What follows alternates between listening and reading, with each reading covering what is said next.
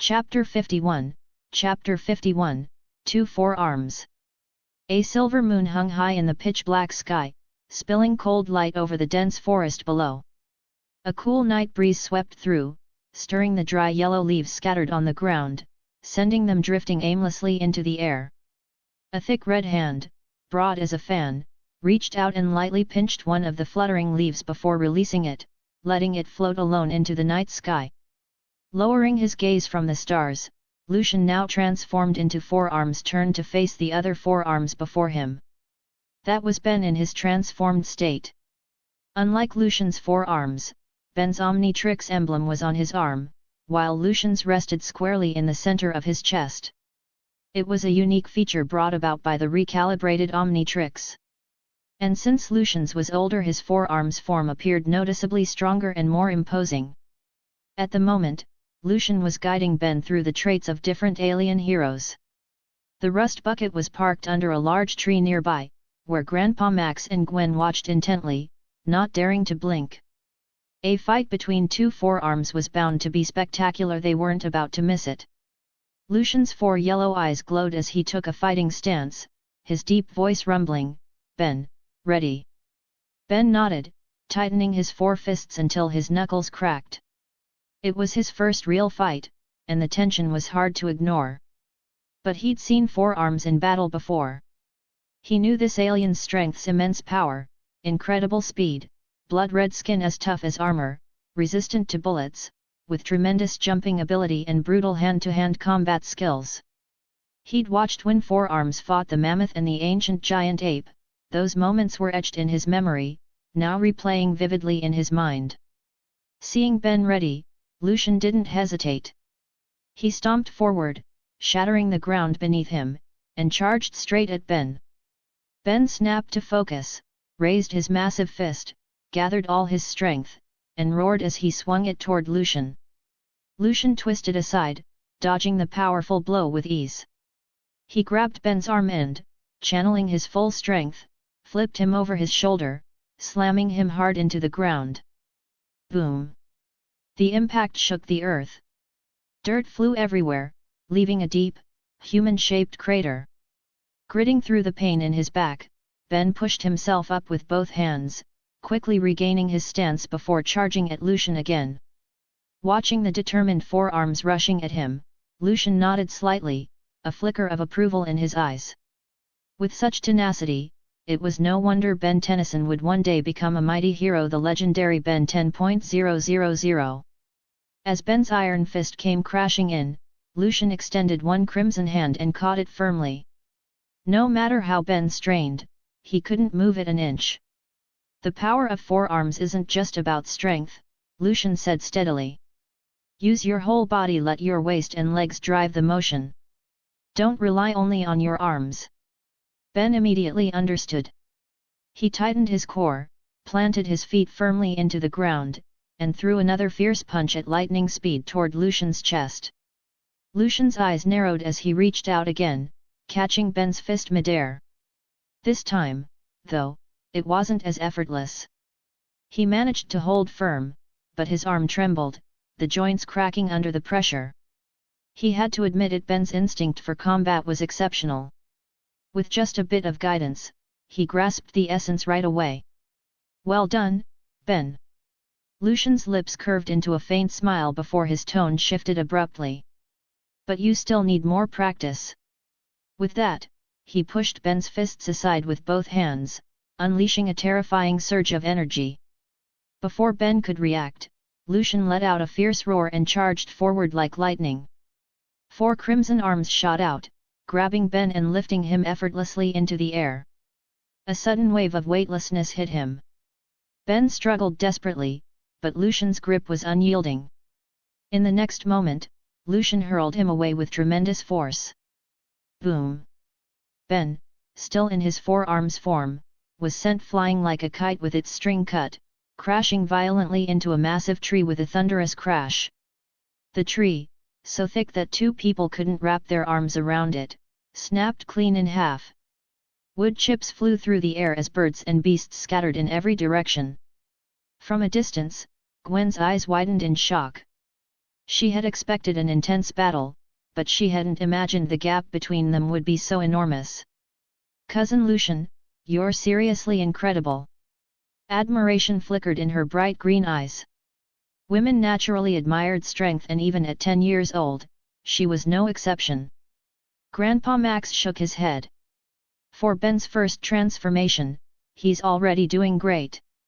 He just needs time to grow. In the dense forest, the swirling dust gradually began to settle, revealing the scene within. 4 arms lay sprawled in the dirt pit, his body covered in debris, but his eyes burned with determination, a fierce desire to grow stronger. Feeling Lucian's overwhelming power didn't discourage Ben. Instead, it lit a fire within him.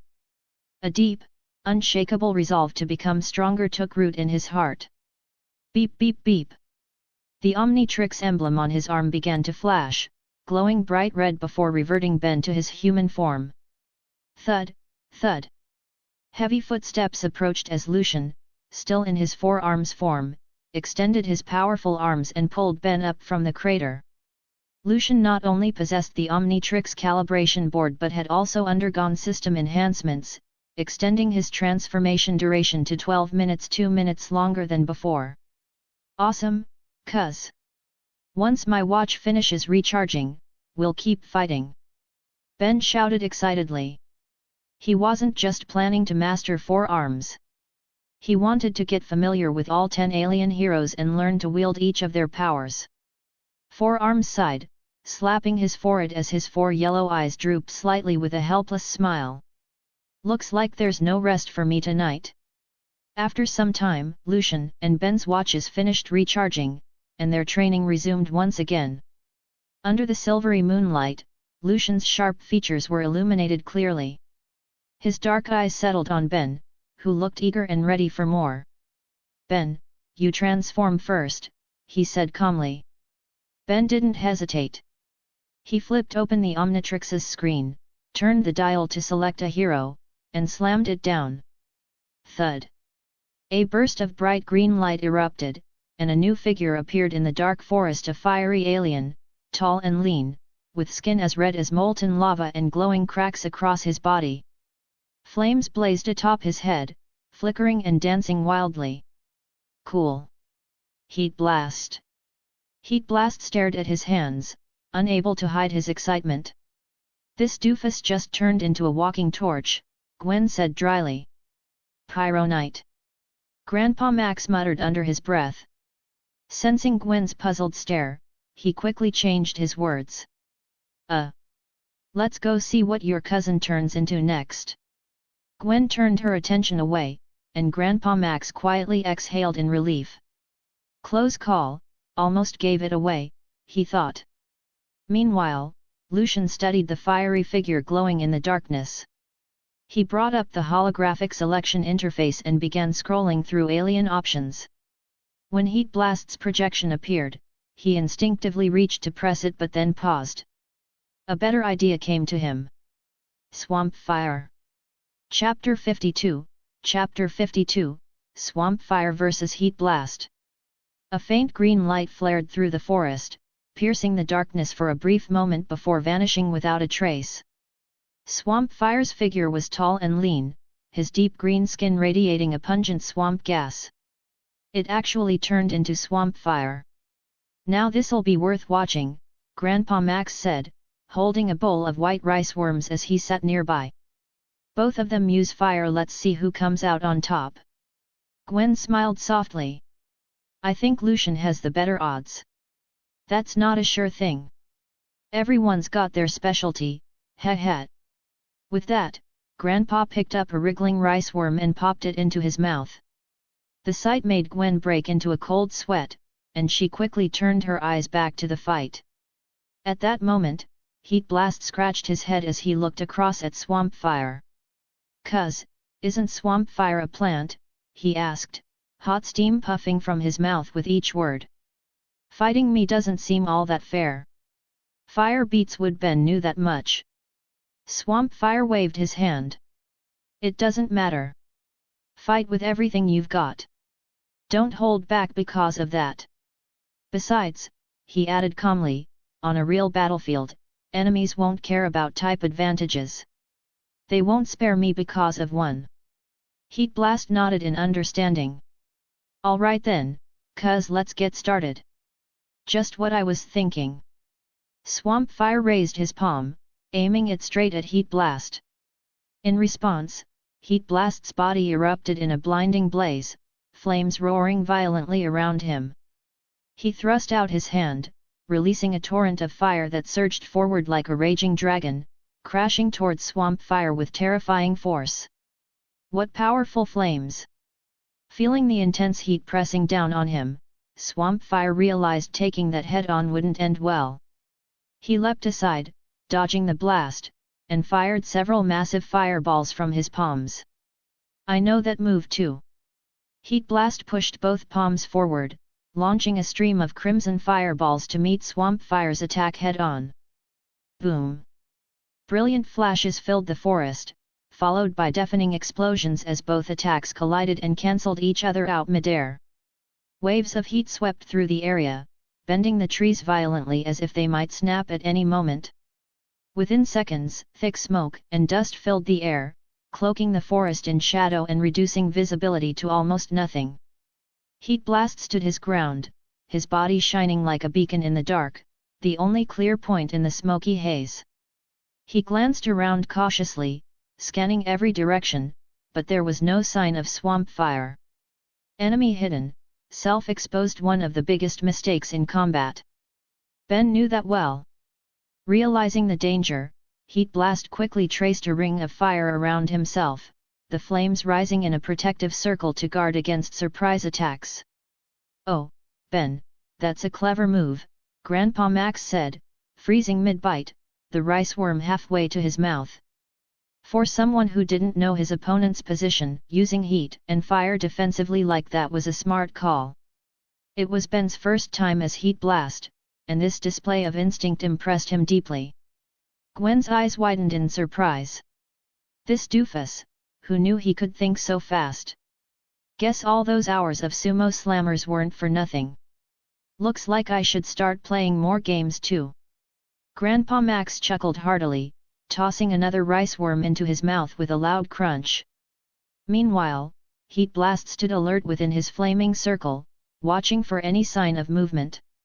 Suddenly, a strong gust of wind rushed from behind him. He spun around just in time to see a blazing red fireball flying straight for his face, the heat radiating with frightening intensity. Without hesitation, Heat Blast unleashed a powerful pillar of fire, shattering the oncoming fireball. It burst apart into wisps of white smoke that quickly faded into the night air. Whoosh! A dark green figure darted forward like lightning. Before Heat Blast could react, a tremendous force slammed into him, sending him tumbling out of the fire circle. You fell for it, Ben. That fireball was just a decoy. Swamp Fire lunged, locking his arms tightly around Heat Blast. Both crashed to the ground, rolling through dirt and leaves. But the leaves that stuck to Heat Blast's body instantly turned to ash, drifting away in the wind. My entire body's made of fire, cuz. If you do that, you'll only end up hurting yourself. Heat Blast slowly pushed himself up, locking eyes with Swamp Fire across from him. Swamp Fire spread his hands and pointed to his body. I've already coated myself in wet mud. It won't completely block the fire's damage, but it's within what I can handle. Heat Blast's jaw dropped. Wait, you can do that? Just adapting, Swamp Fire replied with a shrug. If you hadn't made that fire circle earlier, I wouldn't have thought of it. Oh, come on. Heat Blast lowered his eyes for a moment, then straightened. But the fight's not over yet. I haven't lost. He lifted his blazing hand and unleashed a roaring stream of fire. Swamp Fire's body flickered, vanishing and reappearing in front of him in an instant. His vine-like fist clenched tight, he swung hard into Heat Blast's chest. Caught off guard, Heat Blast barely managed to cross his arms to block before he was sent flying, crashing into a massive boulder. Sparks scattered through the air. Be careful! Swamp Fire pressed the attack, his aura flaring as he charged forward with incredible speed. Facing his relentless opponent, Heat Blast shook his head to clear it and narrowly dodged the next heavy blow. He retaliated with a fierce kick towards Swamp Fire's waist only for his leg to be caught mid-swing. Swamp Fire slammed him hard into the ground, the impact leaving Heat Blast dazed and seeing stars. Looks like Swamp Fire's got the edge in close combat, Grandpa Max remarked. Struggling up from the dirt, Heat Blast flared with anger, his body igniting into an intense blaze. A scorching wave of heat burst outward, forcing Swamp Fire to leap back. Heat Blast brought his hands together and unleashed a massive pillar of fire that roared forward, carrying a wave of overwhelming heat straight towards Swamp Fire. Despite the terrifying flames rushing his way, Swamp Fire remained calm. He raised his palms and fired a burst of crimson flame to meet the attack. Whoosh! The two torrents of fire collided violently, sending waves of burning energy exploding through the air. The heat distorted everything around them, the ground trembling under the pressure. I didn't think Heat Blast's flames could be this strong. Swamp Fire's brow furrowed as waves of searing heat surged over him. His swamp gas flames were being pushed back, overwhelmed by the sheer power of the attack. In the blink of an eye, Heat Blast poured every ounce of energy into his flames, intensifying the inferno. Boom! A deafening explosion followed as Swamp Fire was swallowed by the roaring fire. The ground where he had stood was blasted, barren rocks shattered, the soil scorched black. Staring at the raging flames, Heat Blast froze, a sudden pang of regret tightening his chest. "Cuz," he shouted, sprinting toward the inferno. Suddenly, a dark green sprout burst from the ground beside his feet. Chapter 53, The Final Showdown. Dark green buds sprouted wildly, twisting and growing at an incredible rate until they formed a small, gnarled sapling that clawed at the air. Within seconds, the shape shifted and solidified. Swamp Fire had returned. Hearing movement behind him, Heat Blast turned in surprise, only for Swamp Fire to grab him by the collar, lifting him effortlessly in one large, vine-covered hand. "You lose," Swamp Fire said hoarsely. Heat Blast let out a helpless sigh. "All right, cuz, you win." Beep beep beep. The Omnitrix emblem on Heat Blast's wrist began to flash before bursting into a crimson glow, reverting him back to Ben's original form. Swamp Fire set the dejected Ben down gently and said in a reassuring tone, "Don't be discouraged. You did really well just now. You almost burned your cuz to ashes." "Really?" Ben's eyes brightened, but the excitement quickly faded. "But I still don't get it. How did you come out of the ground like that?" Swamp Fire raised a dark green finger, flexing it casually as he explained, "This alien's real body is plant-based. It can release swamp gas and freely reshape its form. When you attacked as Heat Blast, I transformed into roots and burrowed underground. Then I came up right beside you. Catching you off guard was the goal." Ben's jaw dropped, his eyes filled with awe. "Whoa, that's awesome! What a powerful alien! Looks like Heat Blast doesn't stand a chance against Swamp Fire," he exclaimed. Swamp Fire shook his head. "Not exactly, Ben. Heat Blast's control over fire is impressive, but Swamp Fire's just more well-rounded. He's got solid healing and close combat abilities. Besides, this time you didn't really know what Swamp Fire could do. Next time, it won't be that easy to use the same trick." Ben nodded quietly, taking in every word. Glancing at the original Omnitrix on Ben's wrist, Swamp Fire suddenly had an idea. "Ben, hold out your arm." Since the replica Omnitrix had the ability to record DNA, it was worth testing whether it could absorb his genetic data. "What's up, cuz?" Though confused, Ben extended his arm without hesitation. Swamp Fire grabbed the Omnitrix, but there was no reaction. Not enough pressure?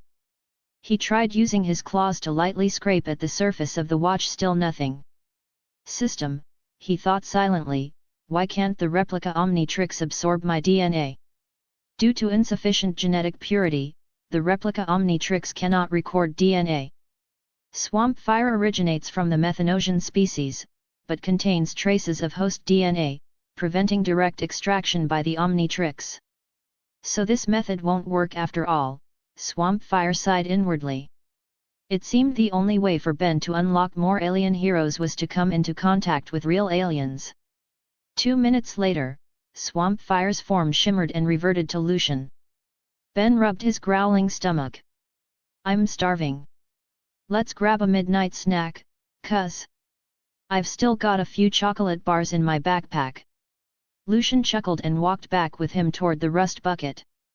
When the two returned, Grandpa was already waiting with a grin, holding out a bowl filled with squirming white mealworms.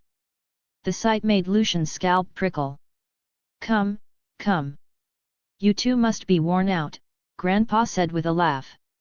This is my special protein-packed late-night snack. A rare treat. In the big cities, something like this would be considered a delicacy worth its weight in gold. Gwen smirked as she watched Ben's miserable expression. Doofus, it'll taste worse when it's cold.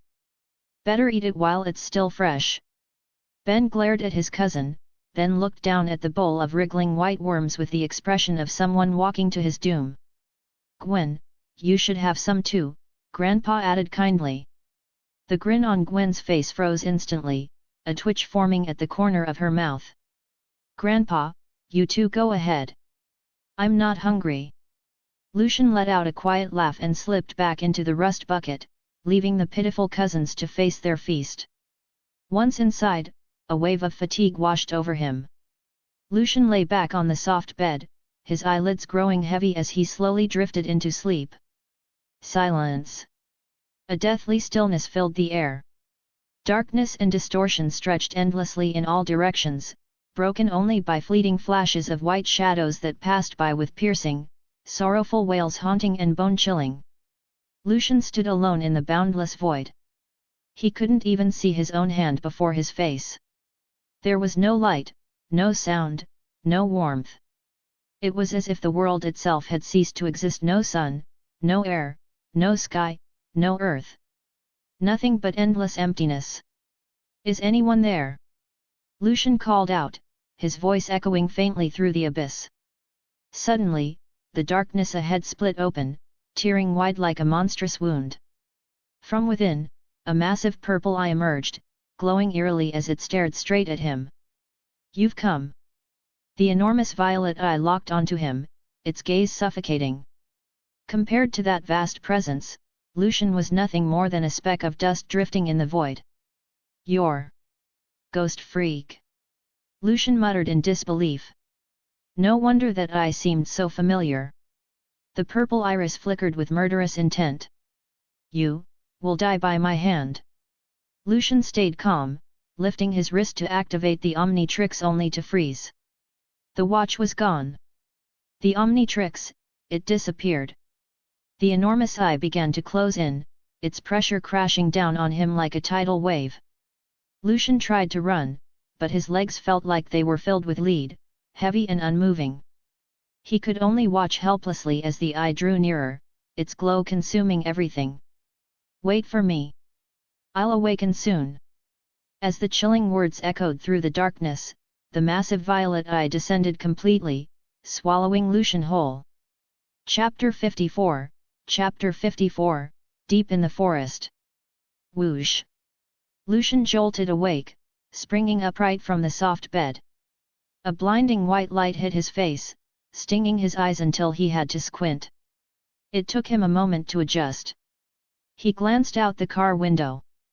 The sun was bright, the sky clear, and the breeze gentle. Lucian let out a quiet sigh of relief. Just a nightmare. He ran a hand down his back. It was soaked in cold sweat. Even if it had only been a dream, he didn't let his guard down. His instincts told him that Ghost Freak was close to breaking free.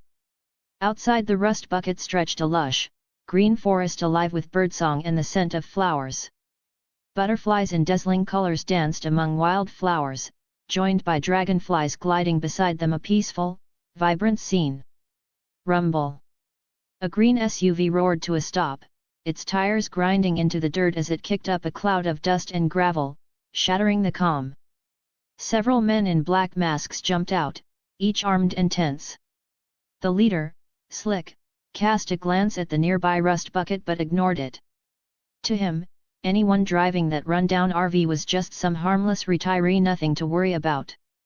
Listen up, boys. Slick rested an AK-47 on his shoulder. Today's mission is to catch a Maltese tiger.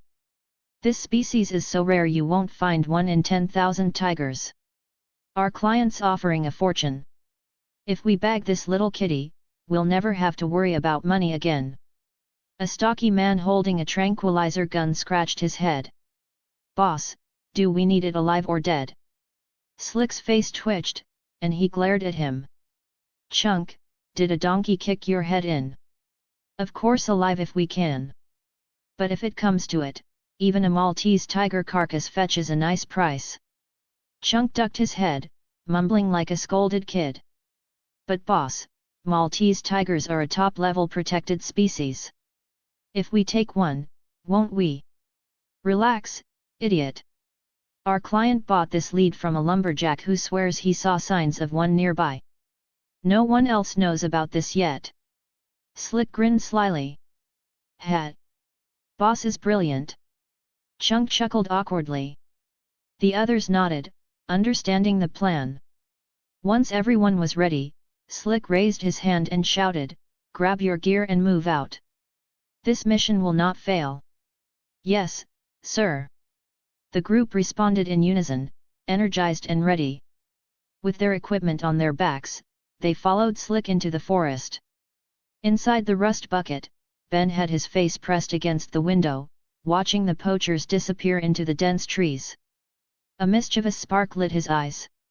Time for the heroes to make their move. At the table, Gwen tapped at her laptop while explaining, "The Maltese tiger is an incredibly rare creature, intelligent, spiritual, and proud. Reports say fewer than 5 exist worldwide. And once they're captured and lose their freedom, they'll stop eating altogether until they die. We can't let those poachers succeed," Grandpa said firmly. Lucian nodded slightly. Good. This'll be a perfect chance for Ben to get some field practice. No matter how great one's talent, true strength only comes through real combat experience. With everyone in agreement, they packed up and headed deeper into the forest. Beneath the towering canopy of lush trees, a powerful tiger lay sprawled on the ground, gnawing at the carcass of a moose. Its coat, a blend of black and blue, gleamed with a bright sheen, radiating an almost spiritual vitality. At that moment, it feasted with relish, savoring its recent conquest. Rustle. Suddenly, movement stirred in the nearby grass. The Maltese tiger's ears twitched, and it sprang instantly from the elk carcass. It growled low, baring bloodied fangs as it scanned its surroundings warily. Unbeknownst to it, 30 meters behind, a silver needle-like glint flashed through the grass. Chunk's bulky frame lay concealed in the emerald grass, a tranquilizer gun in hand, aimed squarely at the Maltese tiger's hindquarters. "Kitty kitty, time for your shot, ha. Chunk murmured softly, then pulled the trigger, firing a silver streak of light. Whoosh! A thick tranquilizer dart, carrying a chilling aura, shot toward the Maltese tiger like a deadly silver serpent, its fangs bared, moving at lightning speed. Almost simultaneously, the Maltese tiger leaped sideways, narrowly evading the tranquilizer dart. It bared its sharp fangs and let out a thunderous roar, scattering birds in all directions and sending beasts trembling, frozen in fear. The Maltese tiger sprang up, its claws leaving deep gashes in the ground as it charged toward Chunk's position, roaring furiously. Whoosh! Whoosh! Whoosh! Suddenly, several more tranquilizer darts shot fiercely from other directions, all targeting the Maltese tiger. The Maltese tiger growled lowly, weaving through the trees, dodging every single tranquilizer dart in succession. It then abandoned its attack on Chunk, accelerating at full speed and fleeing deep into the forest. Slick couldn't sit still any longer. He burst out from behind a large tree, waving his arms. "Damn it! What the hell are you lot doing? Not a single shot hit. Get your asses moving and chase it down. The others scrambled frantically, crawling out from their hiding spots in different directions. Boss, you fired too, Chunk remarked quietly. Slick pounded his chest in fury. Cut the crap. Everyone chase him. If we don't catch that Maltese tiger, none of you eat tonight. No sooner had he spoken than Chunk, without a word, grabbed his tranquilizer gun and charged deep into the forest. His speed left the others trailing behind him silently impressed. Good grief, was this some hungry spirit from a past life come back to haunt us? But Slick quickly snapped back to reality and led the others in hot pursuit. Following the trail, the group gradually reached the deepest part of the forest. Towering trees stood all around, their heights piercing the clouds and blocking out the sunlight above. Soon, a dimly lit cave appeared ahead. Green vines cascaded down its entrance like a waterfall, obscuring their view. Slick sneered coldly. This beast won't get far now.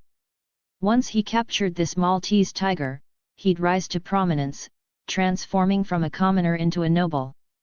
At Slick's command, Chunk and the others, weapons in hand, slowly entered the gloomy opening. After an unknown amount of time, a terrifying tiger's roar erupted from within the cave. The Maltese tiger, several syringes stuck in its body, staggered and struggled its way out of the cave. An excruciating numbness instantly engulfed its entire body, slowing its steps to a crawl.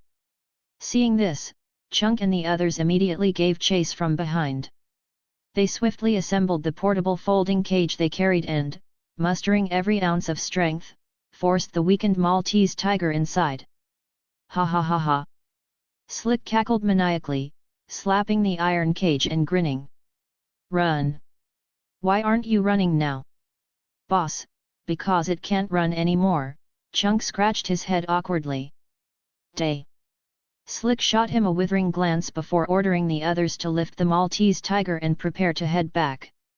Suddenly, a young boy leaped out from the grass ahead. Hero enters the stage. Ben Tennyson stood straight-backed before the poachers, hands on hips. Silence fell over the group, the atmosphere turning awkward. Slick snorted coldly, snarling, "Kid, get the hell out of here or I won't be polite." "Release the tiger," Ben declared fearlessly. "Move aside." Slick snatched an AK-47 and aimed it directly at Ben. "Looks like the wise man has come down from the mountain to set things straight." Ben pressed his watch, rapidly switching modes. "You bunch of losers, let the superhero teach you a lesson." Boom!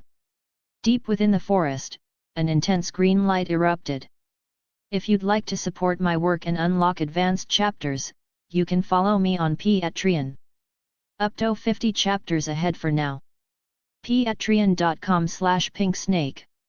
Chapter 55, Chapter 55, Clean Sweep in 2 or 3 Strikes. As the light faded, a burly, muscular man suddenly appeared where the little boy had been standing. With 4 arms and 4 eyes, his skin a blood-red hue, his body covered in bulging muscles like a fierce wild bull, he was incredibly robust. The sight made Slick's eyelids twitch violently, nearly causing him to drop his weapon. But battle-hardened, he suppressed his fear and shouted hoarsely. "Quick! Shoot! Kill this monster!" Click click click. At their leader's command, the poachers raised their guns, all aimed at the 4 arms. "Seems you won't back down until I show you what I'm made of." The 4 arms clenched his fists, then thrust his legs forward, charging fiercely toward the poachers. In the nearby grass, Gwen watched anxiously, her eyes fixed on the commotion outside. "I wonder if that doofus can handle those people." Grandpa ruffled Gwen's hair reassuringly. "Don't worry. Ben isn't as fragile as you think. He'll handle this just fine. Poachers are weak fighters. Ben has transformed into 4 arms. Dealing with them won't take much effort," Lucian stated calmly. Since the opponents were merely ordinary men with guns, he felt confident letting Ben handle it, especially since this was Ben's first real combat experience. Meanwhile, the sound of gunfire and angry shouts echoed from ahead. Slick gripped his high-caliber AK-47, his finger locked on the trigger as he unleashed torrential bursts of bullets. Carried by immense kinetic energy, the bullets screamed toward the forearms. The others followed suit, unleashing their most intense firepower. A terrifying hail of bullets instantly enveloped the forearms' form. Rat-a-tat-tat. Dense clusters of bullets struck the forearm's body with frenzied force, producing a sound like popping beans. Yet they were deflected back, scattering onto the ground. Ordinary firearms couldn't pierce the skin of forearms. Even certain powerful alien technologies inflicted only limited damage. You losers are in for a world of trouble. Shouldering the fierce firepower, forearms rushed forward in a single stride, closing in on Chunk. He snatched the machine gun from Chunk's hands and slammed it hard against his knee. With a loud snap, the weapon shattered into two useless pieces of scrap metal under the brute force. Forearms lifted the 200-pound Chunk with effortless ease, as if carrying a small chicken, his eyes blazing with savage intent. Forearms monster, please, please spare me. Chunk wept in terror, nearly wetting himself. How could such a terrifying monster appear in the great forest? I am not a forearms monster, I am forearms. With that, forearms hurled Chunk far away, slamming him into a thicket of bushes. Coincidentally, he landed not far from Lucian and the others. Watching the fat man sprawled on his back, Gwen smiled bitterly. If only he hadn't called him wrong, this doofus is really particular about his name. After sending Chunk flying, Forearm's fury showed no sign of abating. He plunged headlong into the crowd of poachers, charging wildly and instantly knocking over numerous men. The weapons in their hands were utterly destroyed by the forearms, trampled into a heap of scrap metal, completely rendered useless for combat. Terrified, the poachers knelt, begging for mercy, pleading with the forearms to spare them. Please let us go. We'll never do it again. Monster bro, I have elderly parents and young children to support. Please be magnanimous and don't hold this against us. It was the boss who ordered us to do this. Go after him instead. Forearms let out a cold snort. He pulled a tough steel cable from one of the poachers and tied them all up tightly before tossing them onto the ground. Suddenly, the poacher behind him, Slick, raised his rifle and aimed at the black and blue tiger inside the iron cage. If I can't have it, then neither can you, freak. He pulled the trigger, sending a barrage of bullets straight toward the sleeping tiger. Furious, Forearms pushed off the ground like a cannonball, trying to shield the cage. But it was too late. No matter how fast he couldn't outrun bullets. At that critical moment, a blue streak flashed in front of the cage. Dark claws sliced through the air, leaving behind blinding afterimages. Under Slick's horrified gaze, the figure took every bullet head-on. XLR8 retracted his X-mask, his voice hoarse. All clean in 2 or 3 hits. In the next instant, his figure blurred and appeared right in front of the poacher. A lightning-fast punch sent the stunned Slick crashing unconscious to the ground. Forearms ran over just then. Seeing the black and blue tiger unharmed, he let out a sigh of relief. Good thing you got here in time, cuz, he said in a deep voice, tearing open the iron cage and carefully lifting the sleeping tiger out. XLR8 nodded. Remember, think before you act. Protect the target first, then deal with the enemy. Forearms lowered his head, guilt creeping in. He'd been too focused on beating up the poachers, thinking their attacks couldn't hurt him. He hadn't expected their leader to choose to go down with them. Seeing his dejected look, XLR8 waved a hand. All right, Ben. It was your first real mission, and you did great. Don't beat yourself up. Though things nearly went wrong, Ben had still taken down the poaching team, a success worth praising. Hearing that, Forearms relaxed, a small, pleased smile appearing on his face. Soon, Grandpa Max and Gwen emerged from the bushes. "In the end, my cuz always comes through," Gwen said, eyes filled with admiration as she looked at Lucian. Grandpa Max laughed heartily. "You both did an amazing job. In a few days, we'll head to New York Plaza. Grandpa's treating you to some fun." "Oh yeah! The new Sumo Slammers arcade launch is happening there." Four Arms jumped with excitement, making the ground quake. XLR8 smiled faintly, saying nothing. Lucian, however, didn't yet know that this trip to New York wouldn't include him. After Grandpa Max's report, the poachers were soon arrested by the local police, handcuffed and awaiting their sentences behind bars. The black and blue tiger, brimming with a mystical aura, was handed over to the National Endangered Species Protection Association for safe care. With their protection, its future was secure. Afterward, Lucian and the others received the Brave Citizen Award and were made honorary members of the National Endangered Species Protection Association, free to visit their headquarters anytime. "Guess sometimes luck's on your side," Lucian said with a wry smile. "What does that even mean?" Ben asked, looking puzzled. Lucian just shrugged and didn't reply. That night, the rust bucket stayed parked in the forest. Under the hazy moonlight, Lucian continued sparring with Ben, helping him get used to the 10 original heroes. Diamond had raised his arm, transforming it into a cluster of sharp crystal spikes that whistled toward Humungusor. Humungusor shifted to the side, dodging the attack. Clang! Clang! The green spikes slammed into a nearby tree, piercing its bark with a crisp crack. Then Humungusor's body swelled, rising more than 10 meters tall in an instant. Under the bright moonlight, his mighty presence left Diamond Head frozen in awe. "So this is Humungusor's gigantification." As he spoke, Humungusor lifted his massive foot, ready to stomp down. Suddenly, a sharp pain shot through his body. He clutched his head and rapidly shrank back to normal size. "Cuz, what's wrong?" Diamond Head's eyes narrowed as he rushed over. Humungusor shook his head, about to answer, but in the next second, his small green eyes turned an eerie shade of purple.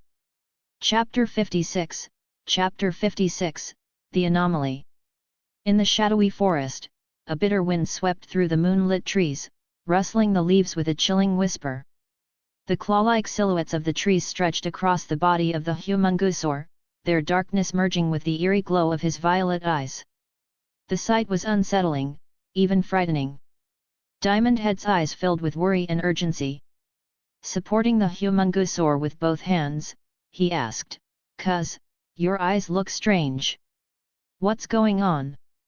Gritting his teeth, the Humungusor suddenly threw Diamond Head aside. Clutching his head in agony, he slammed his fists against the ground again and again. His violent power rippled through the forest floor, shaking the ground as grass and dirt scattered everywhere. The commotion immediately caught the attention of the two inside the rust bucket. Gwen stared at Humungusor in disbelief. "What's happening to him? Is this some kind of side effect from the alien form?" Grandpa shook his head as he looked at the monster's purple eyes. "I don't think so. Either way, we need to calm him down before things get worse." Watching Humungusor's rampage, Diamond Head's expression hardened. His hands morphed into crystal hammers as he charged forward. "Cuz, I don't know what's happening, but I won't let you lose yourself." He leapt into the air, raising his massive crystal hammer high before bringing it down with all his strength. Humungusor's violet eyes flared as he roared, his mountain-sized fist meeting the descending hammer head-on with a gust of wind that split the air. Boom! The thunderous impact shattered the crystal hammer into glittering shards that rained down like broken glass. The force blasted Diamond Head backward, slamming him hard into a towering tree and shaking loose a storm of leaves. "What power?"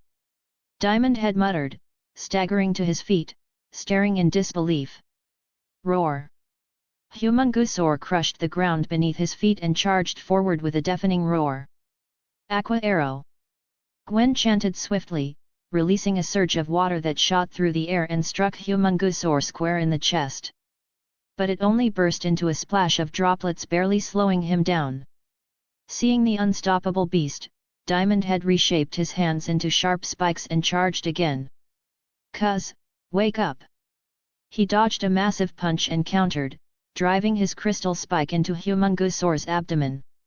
The creature howled in rage and pain, then swung its tail with crushing force, sending Diamond Head flying. He hit the ground hard, rolling through the mud before falling still. Humungusor's violet eyes glowed brighter, his body wreathed in a chilling aura as he lumbered toward the fallen Diamond Head. Sensing danger, Gwen began chanting another spell, summoning a swirling mass of water that took the shape of a ferocious dragon. "Water Dragon Soul," she cried, sweeping her hand forward. The water dragon roared, its body twisting with fluid power before hurling itself at Humungusor. Boom! The impact was immense. The raging water dragon slammed into Humungusor's back, knocking him off balance and sending him stumbling forward under its crushing force. "Ben, quickly, trap him with your crystals!" Grandpa Max shouted. This was their best chance to take down the Humungusor. Hero time! Diamond Head struggled to his feet, raising his hand toward the Humungusor. From beneath the ground, a towering mountain of crystals surged upward. Boom! The massive crystal formation slammed into the Humungusor's jaw, sending him flying backward like a broken kite. He crashed heavily to the ground and lay there, face down, unmoving. Seeing this, Grandpa Max and Gwen both let out a sigh of relief before hurrying over to check on him. To be safe, Diamond had used his crystals to bind the Humungusor's limbs. "Is he going to be okay?" Gwen asked anxiously. "Once the transformation wears off, we'll take Lucian to the hospital," Grandpa Max said with a sigh, though his tone held uncertainty. Diamond Head nodded. "Don't worry. Cuz is strong. He'll be fine." Still, until the transformation ended, he refused to release the Humungusor. Just then, a green light burst from Humungusor's body. The sudden brightness made everyone squint, thinking Lucian was finally returning to normal. But what appeared next left them all stunned. A pale, ghostly figure with violet pupils and a body covered in cracks now stood where the Humungusor had been, its hands shackled to the ground. "It's Ghost Freak!" Diamond Head's eyes narrowed. "But why?" Gwen began, but before she could finish, the ghostly shadow melted into the air, instantly breaking free from the crystal restraints. It lunged savagely toward Diamond Head. The sudden strike caught him off guard. He was slammed backward, crashing to the ground in a rough roll. "Ben!" Gwen cried out. She quickly cast a spell, firing a sharp water arrow straight at the phantom. Ghost Freak gave a chilling laugh and faded into the air. Gwen looked around in alarm, her pupils shrinking as realization struck. "Grandpa, run!" she shouted. At that moment, Ghost Freak appeared behind Grandpa Max, its deathly pale hand reaching out toward him. "Not on your life!" Diamond Head raised his arm, launching a volley of crystal spikes that forced Ghost Freak back. "You'll all die!" Ghost Freak hissed, shrieking as it dove again at Diamond Head. "Come on, tickle me," Diamond Head taunted, setting himself in a battle stance. Just as Ghost Freak was about to strike, the Omnitrix on his chest began to flash. Ghost Freak clutched its head, screaming in anguish. "No! I don't want to go back!" Boom! A burst of red light erupted from Ghost Freak's body, and in the next instant, it transformed back into Lucian. "Cuz!" Diamond Head rushed forward. Lucian's eyes were dazed, his mind foggy and heavy, as if he'd been asleep for an eternity. Suddenly, a chilling cold swept over him from behind, making his skin crawl. He turned sharply and froze. At some point, Ghost Freak had appeared again, hovering behind him, its single purple eye locked onto him. Chapter 57, Chapter 57, Ghost Freak in the Haunted Forest. Lucian's dazed mind suddenly snapped clear.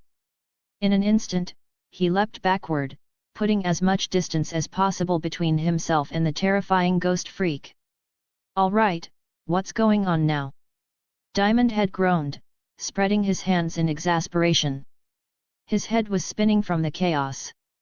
Even so, he stepped protectively in front of Lucian and the others, standing firm against the sinister ghost freak. "I finally escaped." Bathed in moonlight, Ghost Freak raised his pale claws, the icy wind cutting through the night as his eerie form loomed before them. Lucian's expression grew tense. Ghost Freak's power was immense. Without transforming into a powerful alien, there was no chance of victory. He looked down at the Omnitrix, only to see it glowing red. Transformation was impossible for now. Grandpa Max frowned deeply as he watched the detached spectre. "An ectonurite, this isn't good." Gwen shivered, glancing nervously at Lucian. "Cuz, what's going on? Why did Ghost Freak break free?"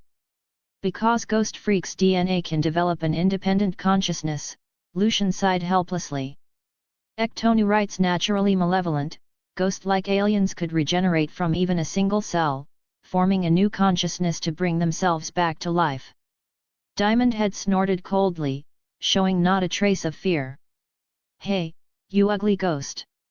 Get back inside where you belong, or I'll make you regret it." He pointed directly at the ghastly pale spectre. "Oh? And what exactly are you going to do about it?" Ghost Freak sneered. Diamond Head crossed his arms. "What else? If you don't crawl back where you came from, I'll beat the crap out of you." Ghost Freak's laughter echoed hoarsely through the forest, its grating tone making everyone's ears ache. "Beat me?" His single eye glowed with icy fury. "Today, every one of you will die by my hand." "This is bad," Lucian thought, his stomach sinking. Sure enough, Ghost Freak's body began to twist and change. The pale layer of skin tore apart under his sharp claws, revealing his true form within seconds. An inverted skull, gleaming fangs, and a single eerie purple eye glared out. His body shifted from white to dark violet, his skin riddled with jagged cracks that pulsed with a sinister glow. Under the moonlight, his long, razor-sharp claws shimmered with cold menace. "Breaking free feels incredible." Ghost Freak howled, his raspy laughter cutting through the night. "Finally, I'm out of that watch prison." Diamond Head scoffed. "So what? I can just shove you right back in." Ghost Freak's laughter stopped cold. His single eye narrowed, locking onto the defiant Diamond Head. "Kid, I've put up with you long enough," he hissed. "Then come beat me up." With that, Diamond Head kicked off the ground like a cannonball, his arms morphing into jagged spikes as he charged straight at Ghost Freak. "Ben, come back!" Lucian shouted, reaching out. But it was too late.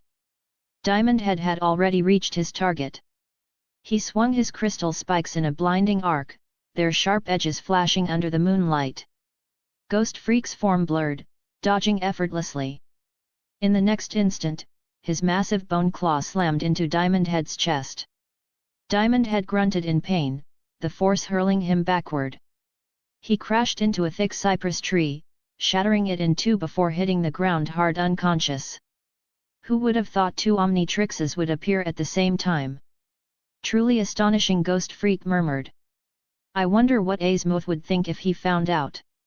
At those words, Grandpa Max's expression changed instantly. "You know Azimuth?" He clenched his fists, his gaze flickering with unease. "Oh?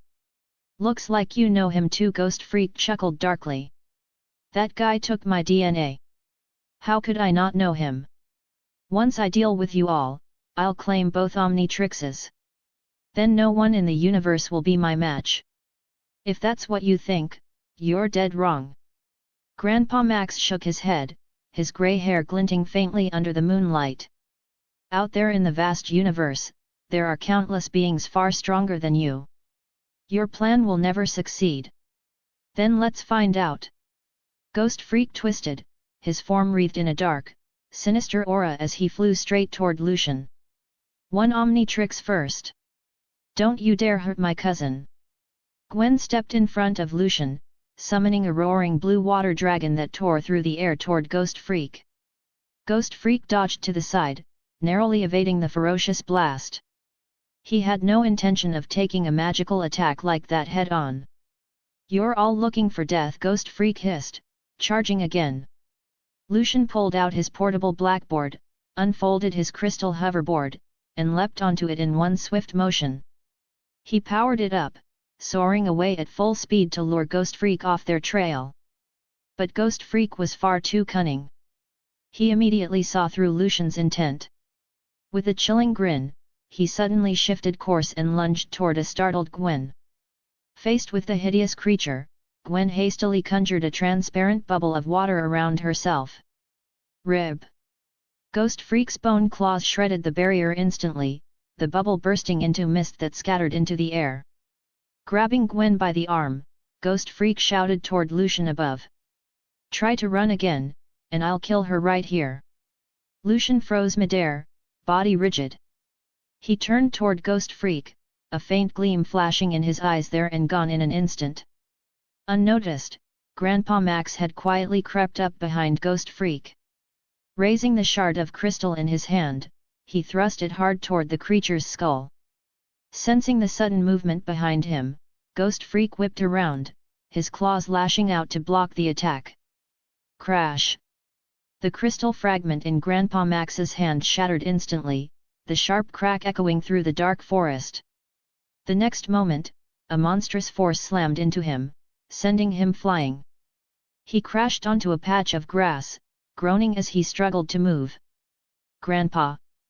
Gwen screamed, trying to rush over, but Ghost Freak's grip tightened, holding her fast. Tap, tap. Diamond Head, having recovered, burst forward with tremendous power, his aura blazing as he charged straight toward Ghost Freak. "Insolent wretch!" He raised his arm, forming a massive crystal spear, ready to hurl it. "You'd better not move." Ghost Freak's cold voice cut through the air as his bone-white claws clamped around Gwen's throat, pressing just enough to draw a bead of blood. One wrong move, and he'd rip it open. Diamond Head clenched his fists, fury blazing in his eyes, but he couldn't act. Lucian sighed softly as he descended from above, dismissing the crystal hoverboard before striding forward toward Ghost Freak. "Let her go, and the Omnitrix is yours," Lucian said calmly, his face filled with unshakable resolve. "Cuz, don't." Gwen shook her head desperately, tears welling in her eyes. She couldn't believe he would risk his life for her. "No, cuz, run." Diamond Head protested, then turned toward Ghost Freak. "I have an Omnitrix too. Take mine and let them go." Ghost Freak sneered. "Don't worry. Both of your Omnitrixes are mine. I'll get to you soon enough." "You?" Diamond Head's fists trembled. He wanted nothing more than to charge in and smash this alien freak into the ground. Ghost Freak tightened his grip on Gwen, motioning for Lucian to approach. His meaning was clear: try anything, and she'd die instantly. Lucian's expression didn't waver as he walked forward. "Cuz, forget about me. Just go." Gwen cried, tears spilling down her cheeks. She didn't want him to die for her sake. "Gwen, I'm your cousin. How could I ever abandon you?" Lucian said firmly, his eyes filled with quiet determination. But deep down, he already had a plan. Ghost Freak let out a chilling laugh. "How touching! Such moving family affection, I could almost cry." "Come on then." Lucian stepped closer. "But first, let my cousin run. I don't trust you not to change your mind." "No problem." Ghost Freak released Gwen and lunged straight at Lucian. Chapter 58, Chapter 58, The Chain Plan. "You're going back on your word." Lucian spun around and bolted, feigning anger and panic. In truth, he was trying to draw Ghost Freak's attention and lead it away. Deep down, Lucian knew Ghost Freak would never play fair. Anyone who tried to negotiate with it would end up dead. Ghost Freak let out a chilling laugh, gliding swiftly after him. Watching the two figures disappear into the distance, Gwen froze in shock. She hadn't expected things to turn out like this. But she quickly snapped out of it, took a deep breath, and forced down her fear before sprinting after Lucian. Diamond had glanced at Grandpa Max's unconscious body on the ground, then at Gwen's fading figure. His eyes hardened as he made his decision and charged after them. If Ghost Freak succeeded in taking Kuz's watch, they would all die. Better to risk everything than sit and wait for death. At least this way, there was still a sliver of hope. With that thought, Diamond Head's crystal body gleamed as he sprinted into the dark forest. The forest was pitch black, strange creatures hanging upside down from the trees. Dozens of scarlet eyes flickered faintly among the branches. Suddenly, the sound of frantic footsteps echoed through the woods, startling the creatures into flight as they scattered in all directions. Cold sweat beaded on Lucian's forehead as he ran through the shadowy forest, his clothes snagged with leaves and twigs. He turned his head in panic, but saw nothing, no sign of Ghost Freak at all. "Who are you looking for?" A raspy voice came from behind. Lucian didn't turn around. Instead, he bolted forward again, widening the distance between them before finally spinning around to face Ghost Freak, who hovered in the air. "What's wrong? Not running anymore?" Ghost Freak's single violet eye locked onto him. "That's right. I'm done running." Lucian pulled out the small blackboard, unfolding the crystal hoverboard beneath his feet. "Because I'm flying away." Ghost Freak's expression twisted in alarm. He'd already seen how fast that thing could move. It was far too quick to catch. The moment Lucian stepped onto the crystal hoverboard, Ghost Freak's fury exploded. His form blurred into a streak of purple light as he darted toward Lucian at incredible speed. "Don't even think about escaping, you miserable earthling." As he spoke, Ghost Freak raised his sharp white claws, charged with dark, chilling energy, and slashed down at the hoverboard. He intended to shred the cursed board to pieces, then seize Lucian's body and claim the Omnitrix for himself. Lucian's lips curved faintly upward. This guy took the bait. He stomped hard, activating a hidden trigger. The hoverboard vanished instantly, retracting into his device as Lucian dropped back to the ground, landing on his small blackboard. Under Ghost Freak's twisted glare, Lucian raised his wrist and thrust the Omnitrix toward the incoming claws. Ghost Freak's eye widened, but his momentum was too great. He couldn't stop. Boom! The bone claw smashed into the Omnitrix, sending out a burst of bright sparks. A pulse of green energy exploded outward, blasting Ghost Freak backward with a piercing scream as his body flickered violently. Lucian was thrown back as well, crashing into a patch of grass but managing to escape serious harm. You dare trick me!" Ghost Freak roared, his purple eye blazing with murderous rage. "Didn't see that coming, did you? The real show's just starting." Lucian smirked coldly, glancing down at the Omnitrix. It was glowing green again. The moment Ghost Freak grabbed Gwen, Lucian had already set his plan in motion. He'd faked his resolve to die, making Ghost Freak think victory was certain. Then, he'd used its own brute force to trigger the Omnitrix's defense mechanism. Now, he could transform again. "Hand over the Omnitrix." A wave of icy energy erupted from Ghost Freak, shaking the trees as the forest rustled in the cold wind.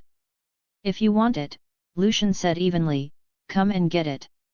He slammed his hand down on the Omnitrix, its holographic projection flaring to life in a ghostly green glow. He switched to swamp fire and struck the core. Boom! A blinding light filled the forest, piercing through the darkness before fading away. When it cleared, a small alien stood beneath the moonlight, its body shaped like a battery, crackling with arcs of green electricity. Lucian looked down at his glowing, electric hands, a grin spreading across his face. Buzzshock. Last time, he had deliberately let Buzzshock capture him to extract its DNA, and now it seemed the process was complete. In terms of combat ability, Buzzshock was no weaker than Swamp Fire. Nosedenian Ghost Freak spread his cold, skeletal claws. "Before you fully mature, I must destroy you." Buzzshock laughed gleefully, raising his small hand as a surge of lightning burst forth. The electric current slithered like a vivid green serpent, streaking toward Ghost Freak at astonishing speed. Ghost Freak failed to dodge in time and took the full hit squarely to his body, letting out a piercing scream. "You wretch!" He immediately dissolved into a ghostly mist, retreating into the endless darkness. Buzzshock transformed into a streak of lightning, crackling as he zipped through the air in pursuit, scanning the shadows for Ghost Freak's presence. Soon, he found something, a faint trace of chaotic dark energy hidden in the tall grass. The aura was weak, but Buzzshock caught it instantly. With a wicked grin, he gathered a violent storm of electricity and hurled it down. The powerful blast struck hard, forcing Ghost Freak out of hiding as he glared at Buzzshock with venomous rage. Just as Buzzshock prepared to press the attack, Gwen arrived from the side, Diamond Head close behind her. "My strength hasn't fully recovered yet," Ghost Freak hissed. "But this isn't over." Seeing the situation turn against him, he twisted his eerie form and fled swiftly into the distance. Buzzshock let out a high-pitched screech before transforming into a streak of brilliant green lightning, shooting after him. Watching them disappear once more, Gwen stopped, panting heavily. "They're just too fast. I can't keep up anymore." Her face was covered in sweat, her chest heaving. Diamond Head dashed past her, calling out, "Gwen, head back and take care of Grandpa. I'll go after them." Beep, beep, beep. The next moment, the Omnitrix on his chest began flashing red, then glowed brightly before reverting him back to Ben. "Oh, come on." Ben stared at his hands, barely holding back the urge to curse. With no choice left, the two made their way back to the rust bucket, brought Grandpa to the nearest hospital, and began tending to him. Meanwhile, under the distant night sky, a purple Ghost Freak fled wildly, leaving behind a trail of icy air. Close behind, a dazzling streak of green lightning chased relentlessly, echoing with bursts of mischievous laughter. Chapter 59, Chapter 59, The Black-Haired Boy. 3 days later, at New York Plaza. Located in the heart of the bustling city, the plaza was packed with restaurants, entertainment venues, and attractions of every kind. Tourists filled the streets, laughing and chatting, their excitement echoing through the lively crowds. Grandpa Max parked the rust bucket in the underground garage, then took Ben and Gwen upstairs by elevator. Inside, the atmosphere was quiet, so quiet that only their breathing could be heard. Suddenly, a soft voice broke the silence. "I wonder how Lucian is doing." Gwen's fair face showed clear worry. 3 nights ago, Lucian had transformed into Buzzshock to chase down Ghost Freak after it escaped from the Omnitrix. Time had passed quickly, and still, there was no word from him. Ben patted her shoulder. "Relax, nerd. Your cuz is tough, he'll be fine." "Don't worry," Grandpa Max said, pausing before continuing. "Actually, Lucian called me early this morning. He said Ghost Freak got away, but he's on his way back now." "Really?" Gwen's eyes lit up. She couldn't hide the relief in her expression, she just wanted him to return safely. Hearing that, Ben let out a deep breath. Despite his usual laid-back attitude, he'd been more anxious than he cared to admit. "But Grandpa, why didn't you tell us sooner?" "We've been worrying all morning for nothing," Ben said with a hint of frustration. Grandpa Max, his hair mostly grey now, only sighed softly and didn't answer. He had a nagging feeling that Ghost Freak wasn't done yet, that it was still lurking in the shadows somewhere, waiting for the right time to strike. Soon after, they stepped out of the elevator and into the busy shopping mall. They weren't there to have fun, though, they only needed to pick up some supplies. About half an hour later, Grandpa led them to the checkout counter. Suddenly, Ben, who had looked half asleep all morning, perked up as his eyes went wide with excitement. "Doofus, what is it?" Gwen followed his gaze. A towering, bald bodyguard wearing dark sunglasses stood like a human wall at the entrance of a high-end arcade. Inside, a crowd of stylish young men and women were cheering, completely immersed in their games, basking in the thrill of leveling up and winning battles. "It's the new Sumo Slammers arcade launch!"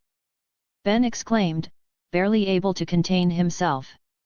He started to rush forward, but the bodyguard immediately stepped in his way, like a solid barrier between Ben and the game hall. "Please present your VIP pass," the bodyguard said flatly, a faint glint reflecting off his sunglasses.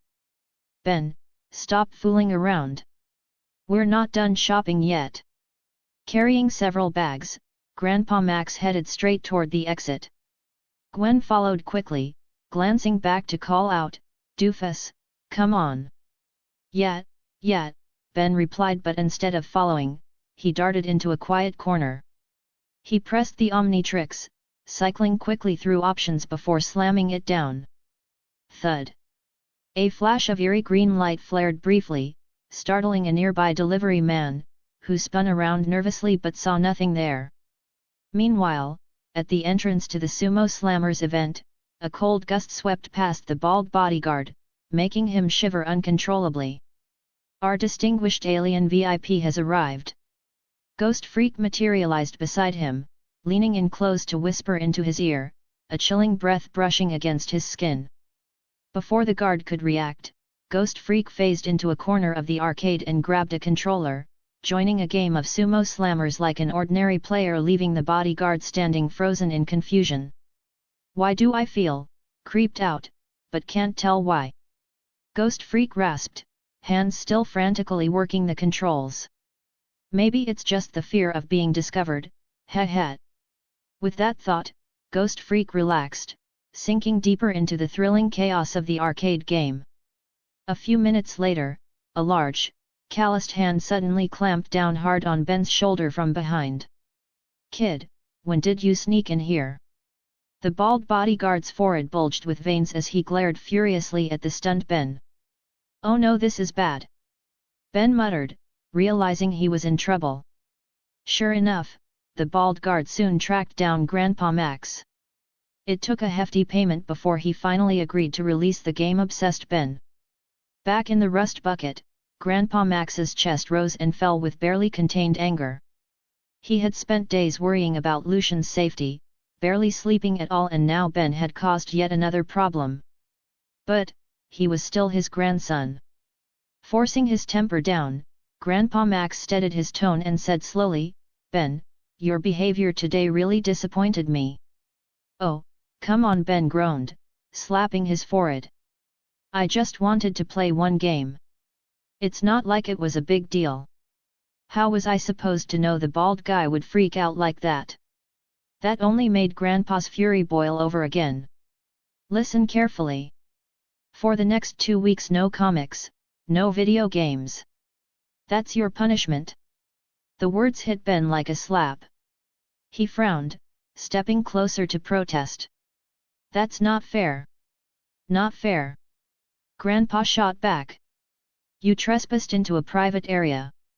How is that fair?" Standing nearby, Gwen looked between the two of them, unsure what to do. Excuse me."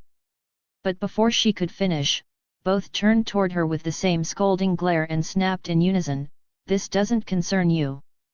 Gwen sighed, backing off in defeat.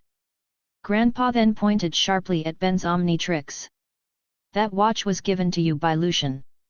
Its purpose is to help others, not for selfish fun or reckless behavior."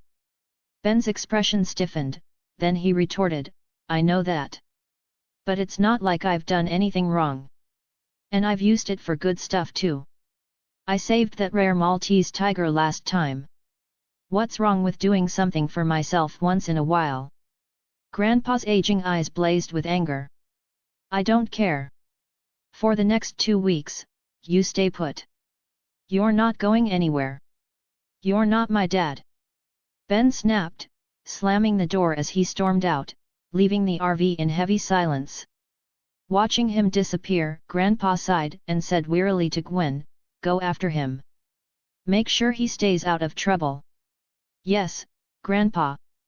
Gwen nodded and ran off after Ben. The arcade was dim and chaotic, filled with smoke and flashing lights. Punks with dyed hair and messy styles loitered everywhere, their faces marked by cocky, rebellious grins.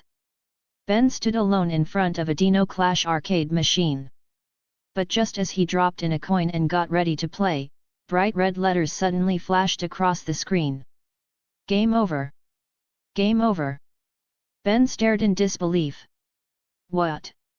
I didn't even get to play. What a scam! A green-haired punk with a shiny earring sauntered by, smirking at him. Kid, if you come to dump your money in a dump like this, that's on you, he said mockingly. Then why else would anyone come here? Ben shot back. To pick up girls, obviously. The punk laughed, throwing an arm around a flashy-looking girl beside him before swaggering out the door. Ugh, whatever, Ben sighed, slumping like a deflated balloon. Already irritated after getting chewed out by Grandpa, this just made his mood worse. Then a calm but confident voice sounded nearby. He's right. You shouldn't be here playing games. Ben turned toward the voice and saw a black-haired boy, clothes torn and worn, leaning lazily against another arcade cabinet. This place is such a rip-off, Ben grumbled. Yeah, the boy said with a smirk. But to me, it's a money tree. Chapter 60, Best Brothers. Hearing that, Ben looked utterly confused and couldn't help blurting out, Wait, what are you? You're telling me you can make an arcade machine spit out money? Exactly. The black-haired boy raised his hand, resting it casually on the arcade cabinet, a sly smirk curling his lips. Here, I'll treat you to a game. ZZZZT. A blinding bolt of electricity surged from the machine, crackling up his arm. At the same time, coins began spewing out of the coin slot in a silver cascade, clattering to the floor like a rainstorm of money. Ben stood frozen, completely dumbfounded. After a long pause, he finally managed to speak. Dude, that's awesome. How'd you do that? He'd seen plenty of weird stuff before, but never anything like this. Making a game machine vomit coins on command? That was next level crazy. Simple. I can absorb the energy of anything I touch and release it however I want. The boy's tone was cocky, his expression full of defiance. Name's Kevin. The cash on the ground's yours. Thanks. I'm Ben. Ben crouched down, reaching for the pile of coins. He planned to play to his heart's content and teach this rip-off arcade a lesson. Just then, Gwen came running up behind him. Ben, don't. That money isn't ours, she said urgently, trying to stop him before he got carried away. It is now, Ben said, grinning as he scooped up a handful of coins, his eyes sparkling with excitement. At that moment, Kevin's eyes darted toward something behind Ben. His expression shifted slightly. Gotta bounce. Catch you later. He waved a hand casually. Wait. Let's hang out later. Ben called after him, eager to befriend this cool, easygoing guy. But before he could say more, a powerful shove knocked him aside. Move it, kid. A red-haired punk with spiked hair swaggered in, flanked by a group of goons, all glaring menacingly at Kevin. Caught off guard, Ben stumbled and hit the floor, instantly fuming. The redhead smirked, shoving his hands in his pockets as he sauntered up to Kevin. Well, Kevin. Didn't think I'd see you out here. What, taking a break from being a little battery at home? The jab drew a roar of laughter from the onlookers.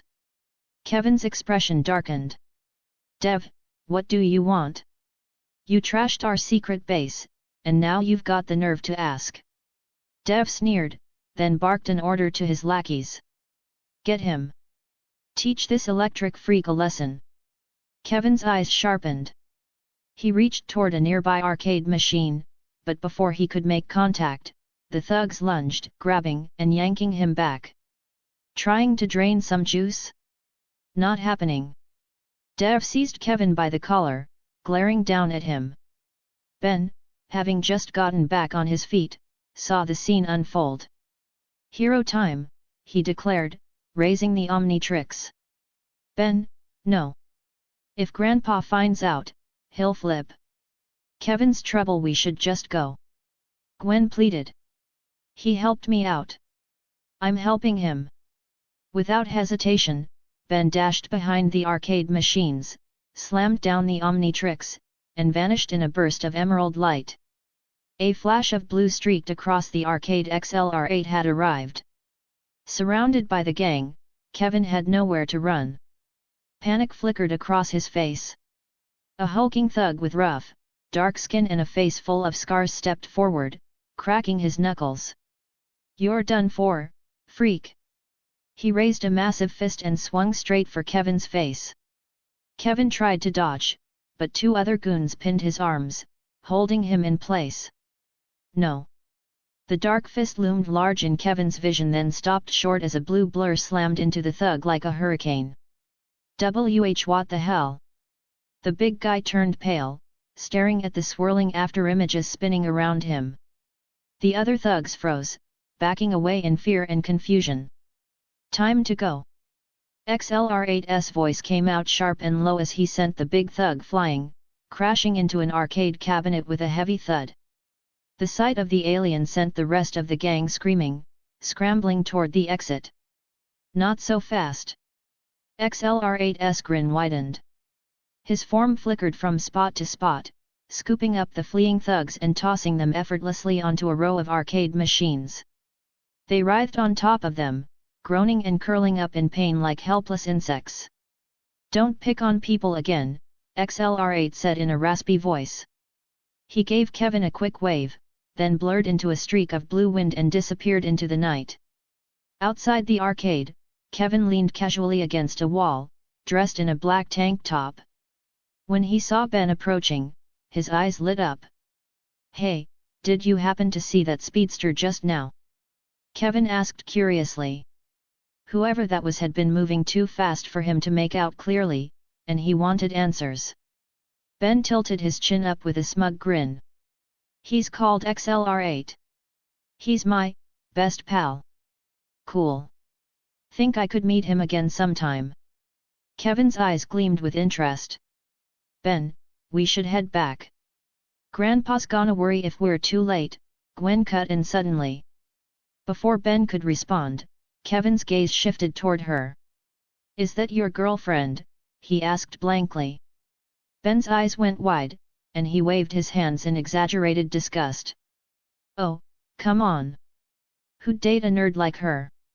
She's my cousin." Kevin nodded slowly, finally pulling his eyes away. "Wanna hang out around New York, bro?" he said, extending his hand. Ben hesitated only for a second before grinning mischievously and clasping Kevin's hand. "Let's go, bro," he said eagerly. After the scolding he'd endured that morning, the sudden camaraderie hit differently. It felt like real brotherhood. Watching them leave, Gwen just sighed and shrugged before heading back toward the rust bucket. By evening, the two had slipped quietly into a warehouse. Using his powers, Kevin effortlessly cracked open a sealed crate, pulled out a box of game cartridges, and tossed one to Ben. The newest Sumo Slammers release. No VIP pass needed this time. Kevin smirked. To him, any problem solvable with powers wasn't really a problem. Awesome! Ben hugged the cartridge tightly, eyes glowing with excitement. Crash! Suddenly, the glass window beside them shattered. Tear gas canisters clattered through the opening, rolling across the floor toward them. Chapter 61, Chapter 61, Warehouse Escape. "Oh no, the guards are here." Kevin grabbed Ben's arm and bolted toward the exit. Boom! A deafening blast echoed as the warehouse door was kicked clean open. A wave of heavily armed security forces flooded in like a rising tide. Laser rifles aimed squarely at the two startled boys. Countless red targeting dots danced over their bodies, ready to fire at any moment. "Freeze!" the squad captain barked. "You're surrounded. Hands where I can see them. In your dreams." Kevin lunged forward, vaulting onto a nearby excavator. Purple electricity crackled across his arms as he forced the massive machine to life. Buzz! The mechanical giant roared, its massive shovel arm lifting high before it barreled toward the guards like a raging beast. "Open fire," the captain ordered. He hadn't attacked earlier, thinking 2 kids posed no real threat. But this was far from ordinary. One wrong move against a powered individual could mean death. He had no choice but to go all out to contain the situation. Zap! Zap! Dozens of crimson laser blasts shot out like venomous snakes, twisting through the air before slamming into the excavator. Within seconds, Kevin's machine was riddled with smoking holes and exploded into a heap of blackened wreckage, spewing thick white smoke. He could control the machine but not enhance it. Meanwhile, Ben ducked behind a towering stack of crates. XLR8 time, he grinned, quickly scrolling through his options on the Omnitrix.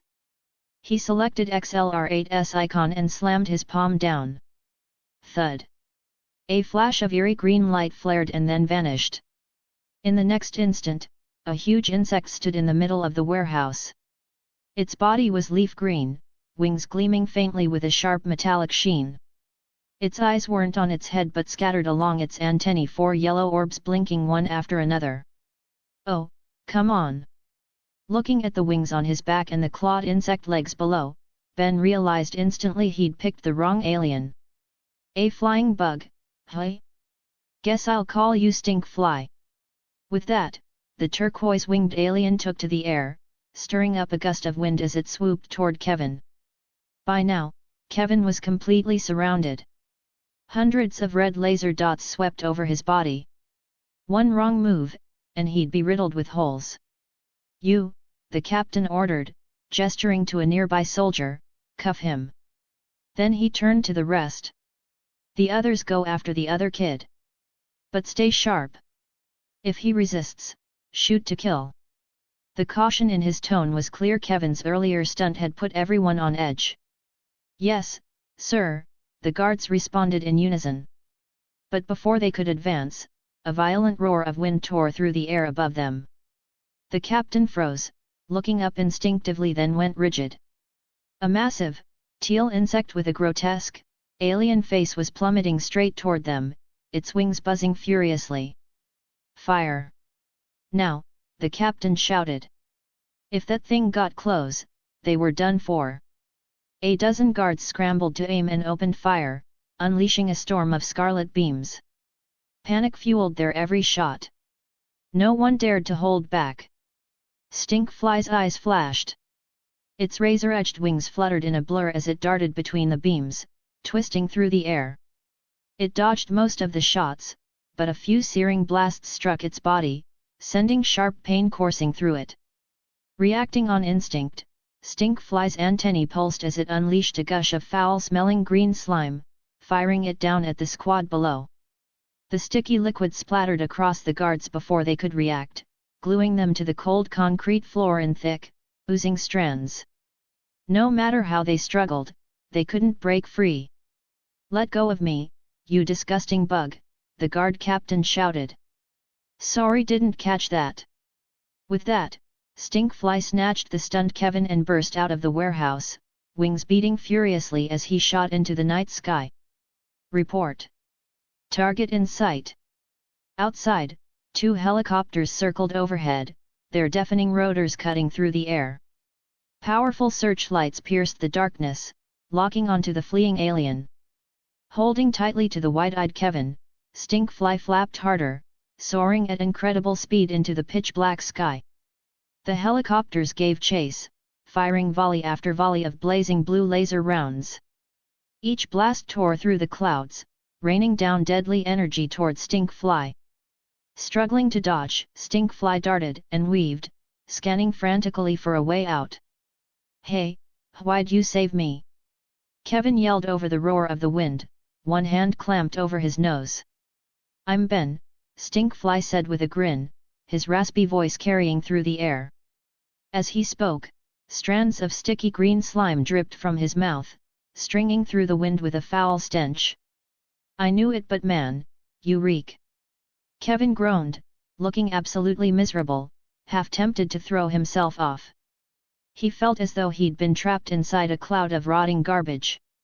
Even with his nose covered, the smell was unbearable. "One more word, and I'm dropping you," Stinkfly growled. Kevin sighed in defeat, then focused his attention below, eyes sharp as he searched for any escape route. Looking down at the dark expanse of ocean beneath them, an idea struck him. He smirked. "Ben, let's head for the city center. If we're surrounded by people, they won't dare open fire." Stinkfly hesitated. "No way. What if they keep shooting?" "Trust me," Kevin interrupted, confidence flashing in his eyes. "They won't." "Fine, we'll try it your way." Stinkfly turned sharply, wings buzzing as he sped toward the glowing skyline in the distance. His transformation time was running out, he couldn't afford to stall. Whoosh! Whoosh! The helicopters stayed on their tail, unleashing more rounds of searing blue plasma. The air shrieked with the sound of the blasts cutting through the sky, each one striking dangerously close. "You think this bug can't bite?" Stinkfly snarled, twisting his head back.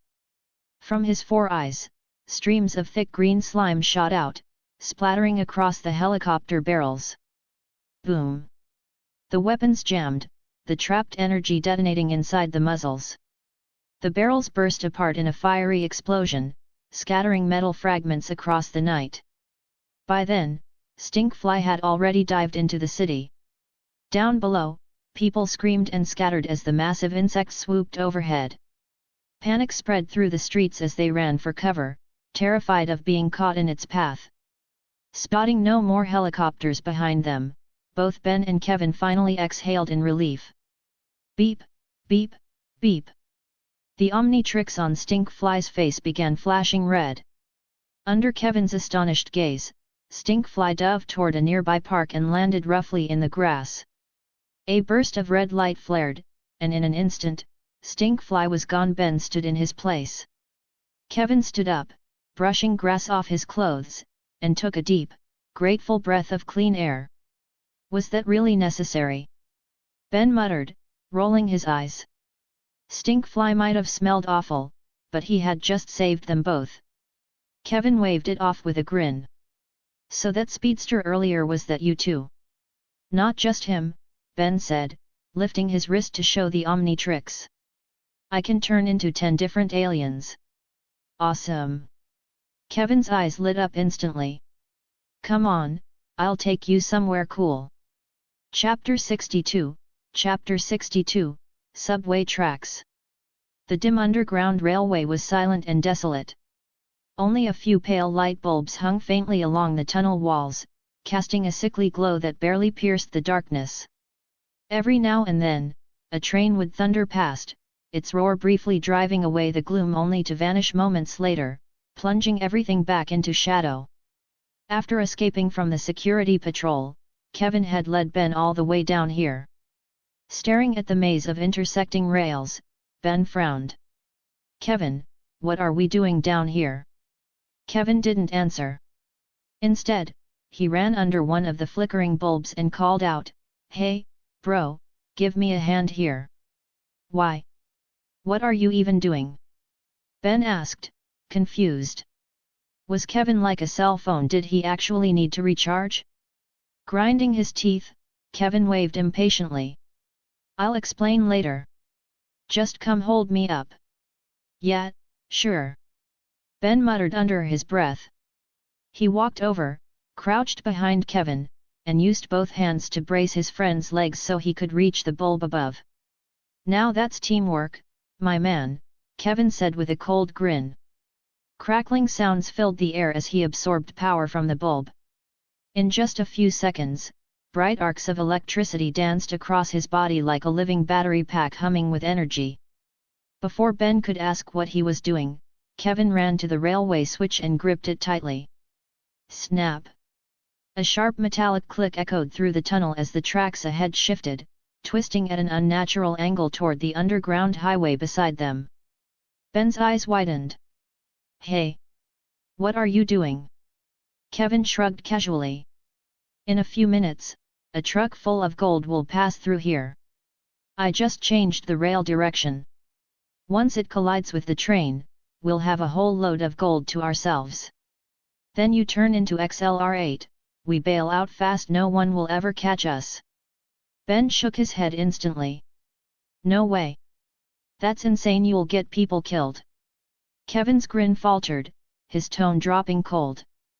Come on, brother, money doesn't come easy. You should have my back on this. No.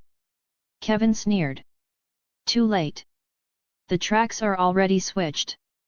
No changing them now. Who says there's no way? Ben raised his wrist and activated the Omnitrix, cycling rapidly through alien selections. Grey matter. Rupias. Wild mud. Diamond head. Watching Ben's determined expression, a glint of hostility flashed in Kevin's eyes. I'm warning you, bro, don't, he growled. You're too selfish to be my brother. Ben glared, furious. He switched to forearms icon and slammed his hand down hard. He'd use forearms brute strength to fix the tracks himself. Thud. A burst of green light illuminated the tunnel. But instead of a towering red alien, a slender figure cloaked in flames appeared before Kevin. I wanted forearms, not a walking campfire. Heat Blast sighed, staring at his glowing palms, then raised a burning hand toward Kevin. Fix the tracks now.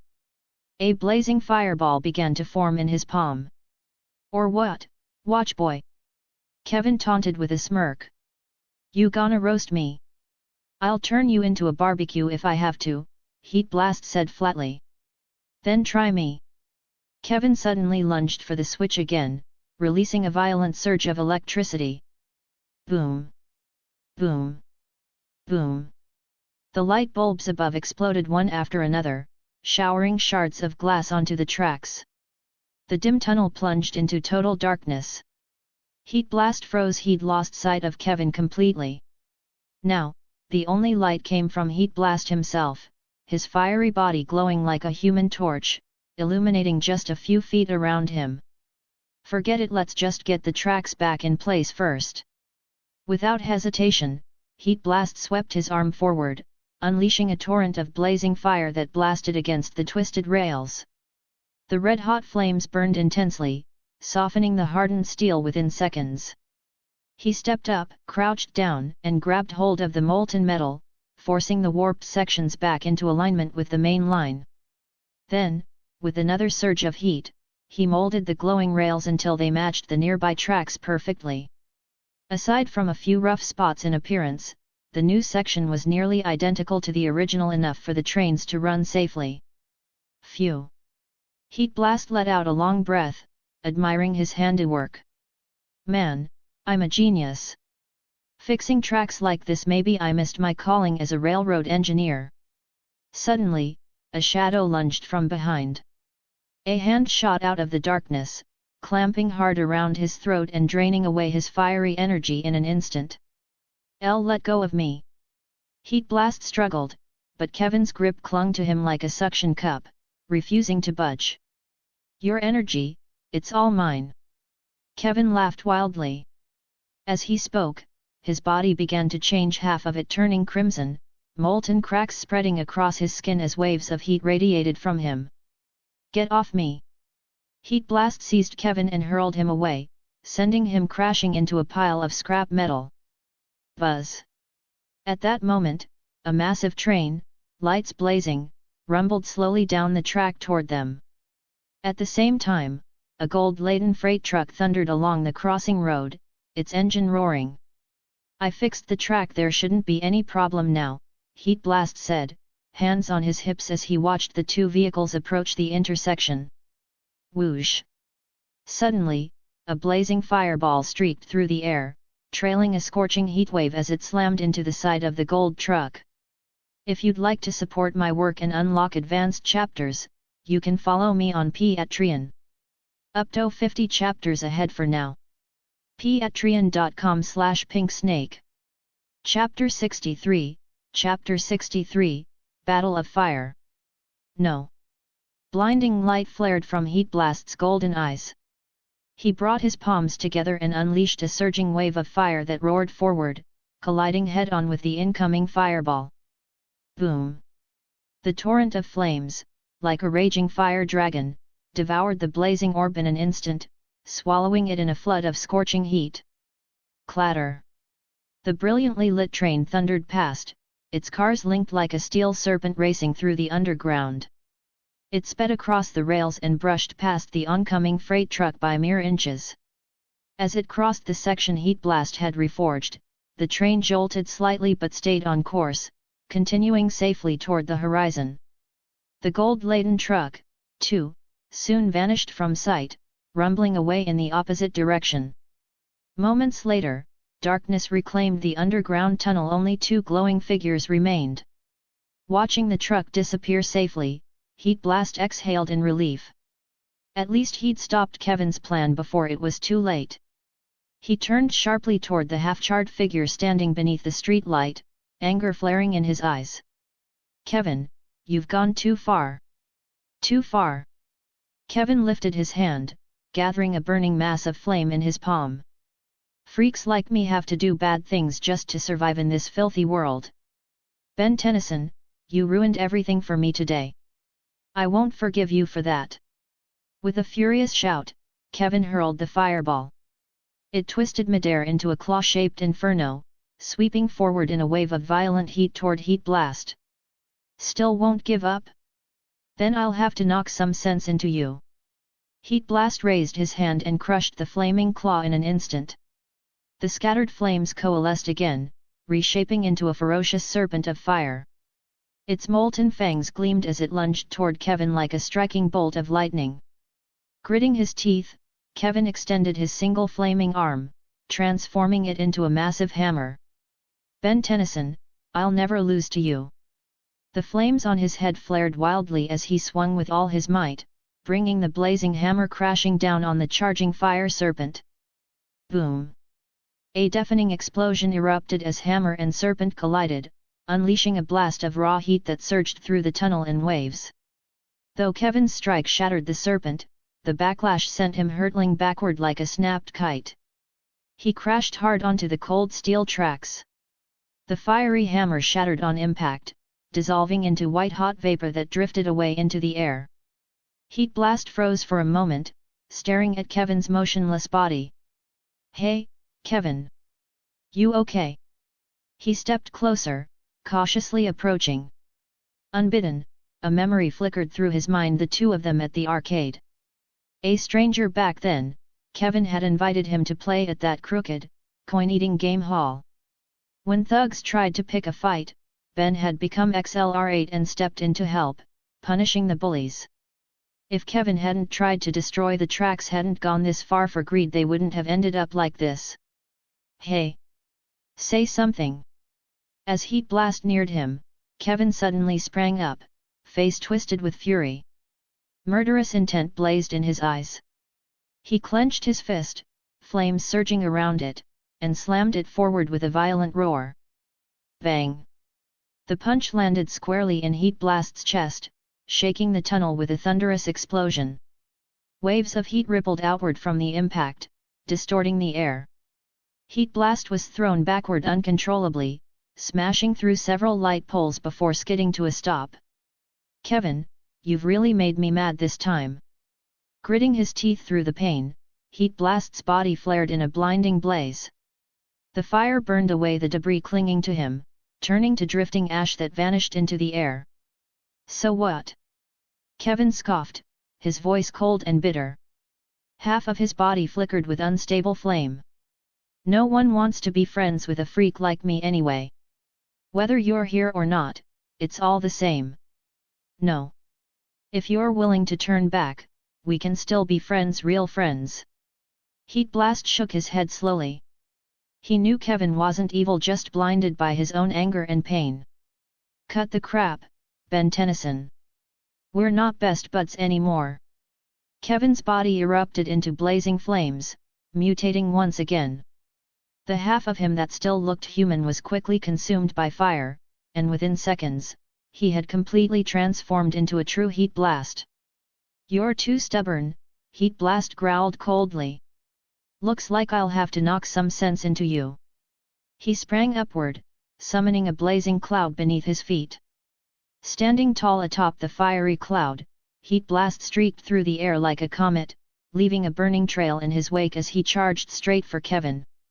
What the? Kevin's eyes widened in shock, completely caught off guard by the sudden move.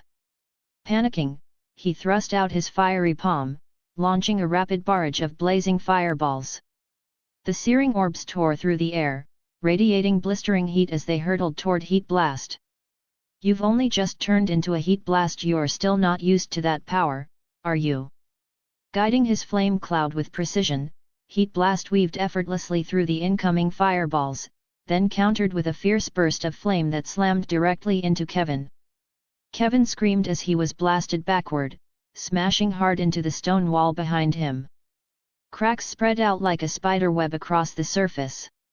He collapsed to the ground, his body flickering weakly as the flames surrounding him dimmed and began to fade.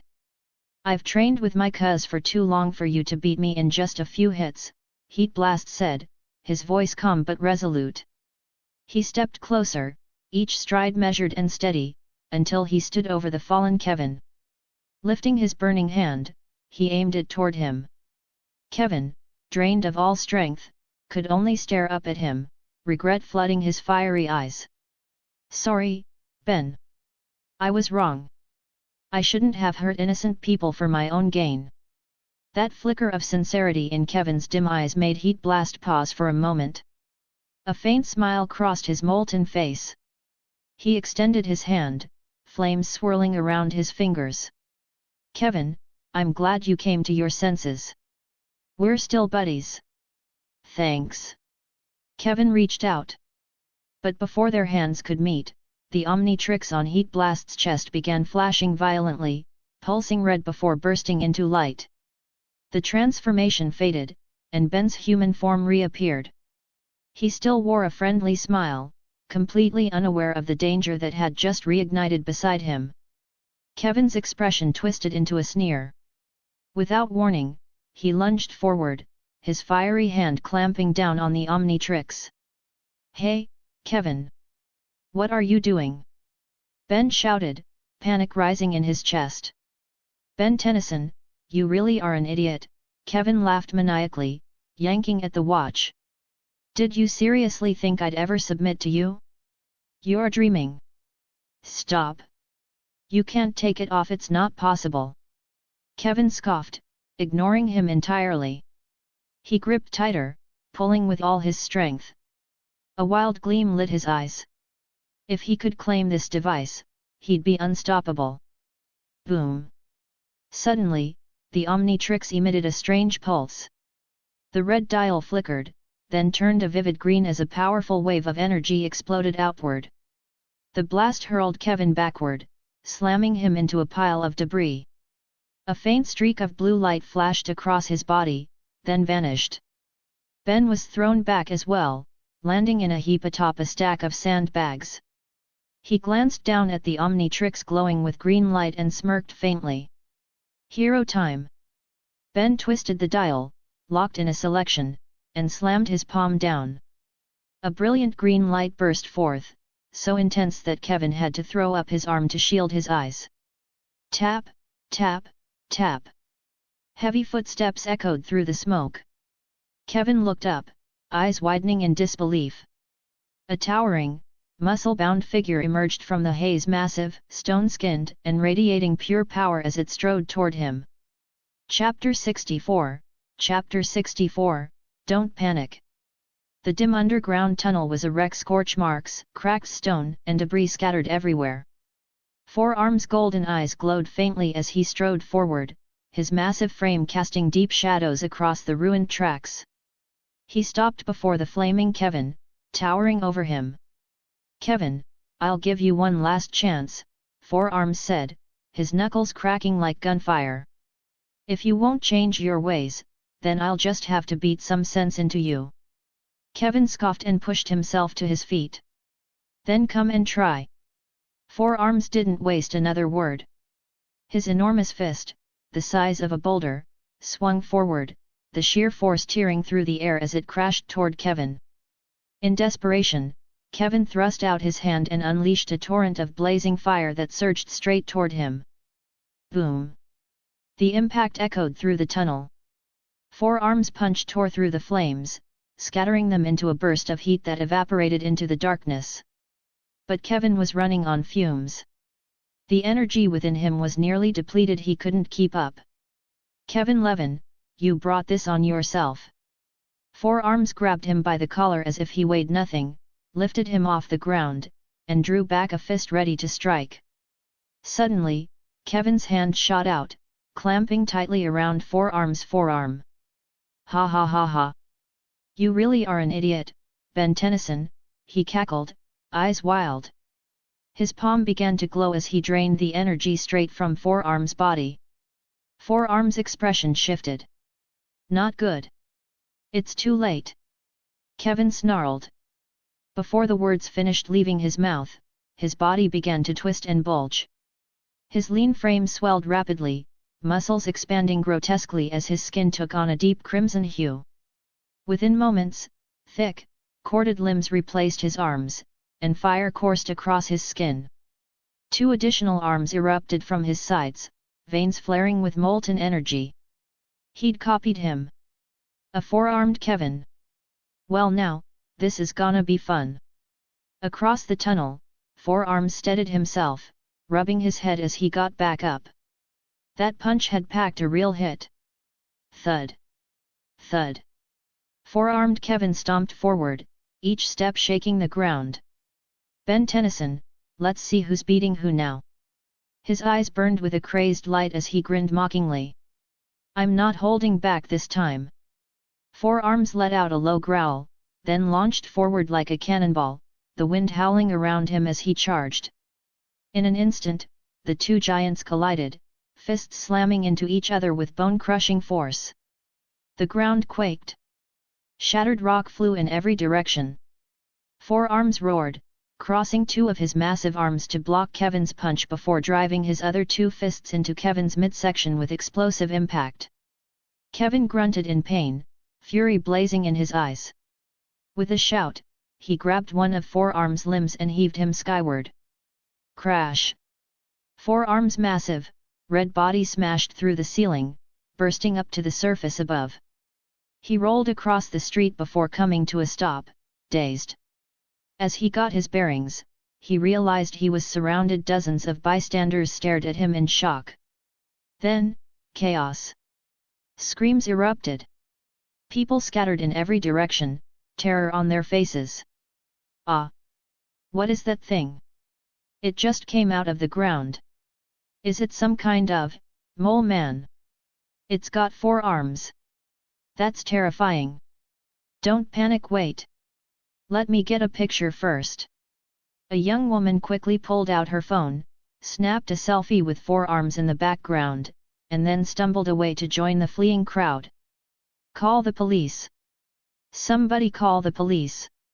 Watching the terrified crowd scatter in all directions, Forearms groaned and covered his face with one massive hand.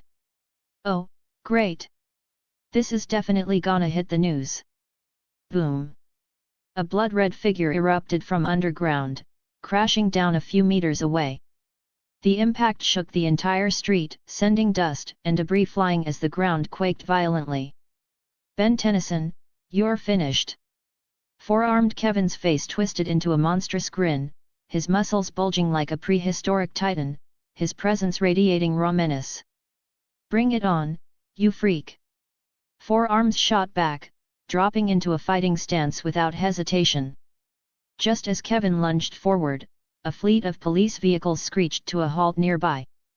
Dozens of Special Defense Force agents poured out, dressed in black tactical armor and armed with high-powered laser rifles. They moved in tight formation, surrounding the two giants in an instant. Fire, the squad captain barked. ZZZZT. ZZZZT. A storm of golden laser beams rained down, weaving together into a blinding net of light that poured over the two combatants like a torrential downpour. Fools, Kevin snarled. He raised his massive arms to shield his face, then grabbed a nearby truck and hurled it with monstrous strength. The vehicle crashed into the front line of soldiers with a deafening explosion, throwing bodies and debris through the air. One strike and the special forces took heavy casualties.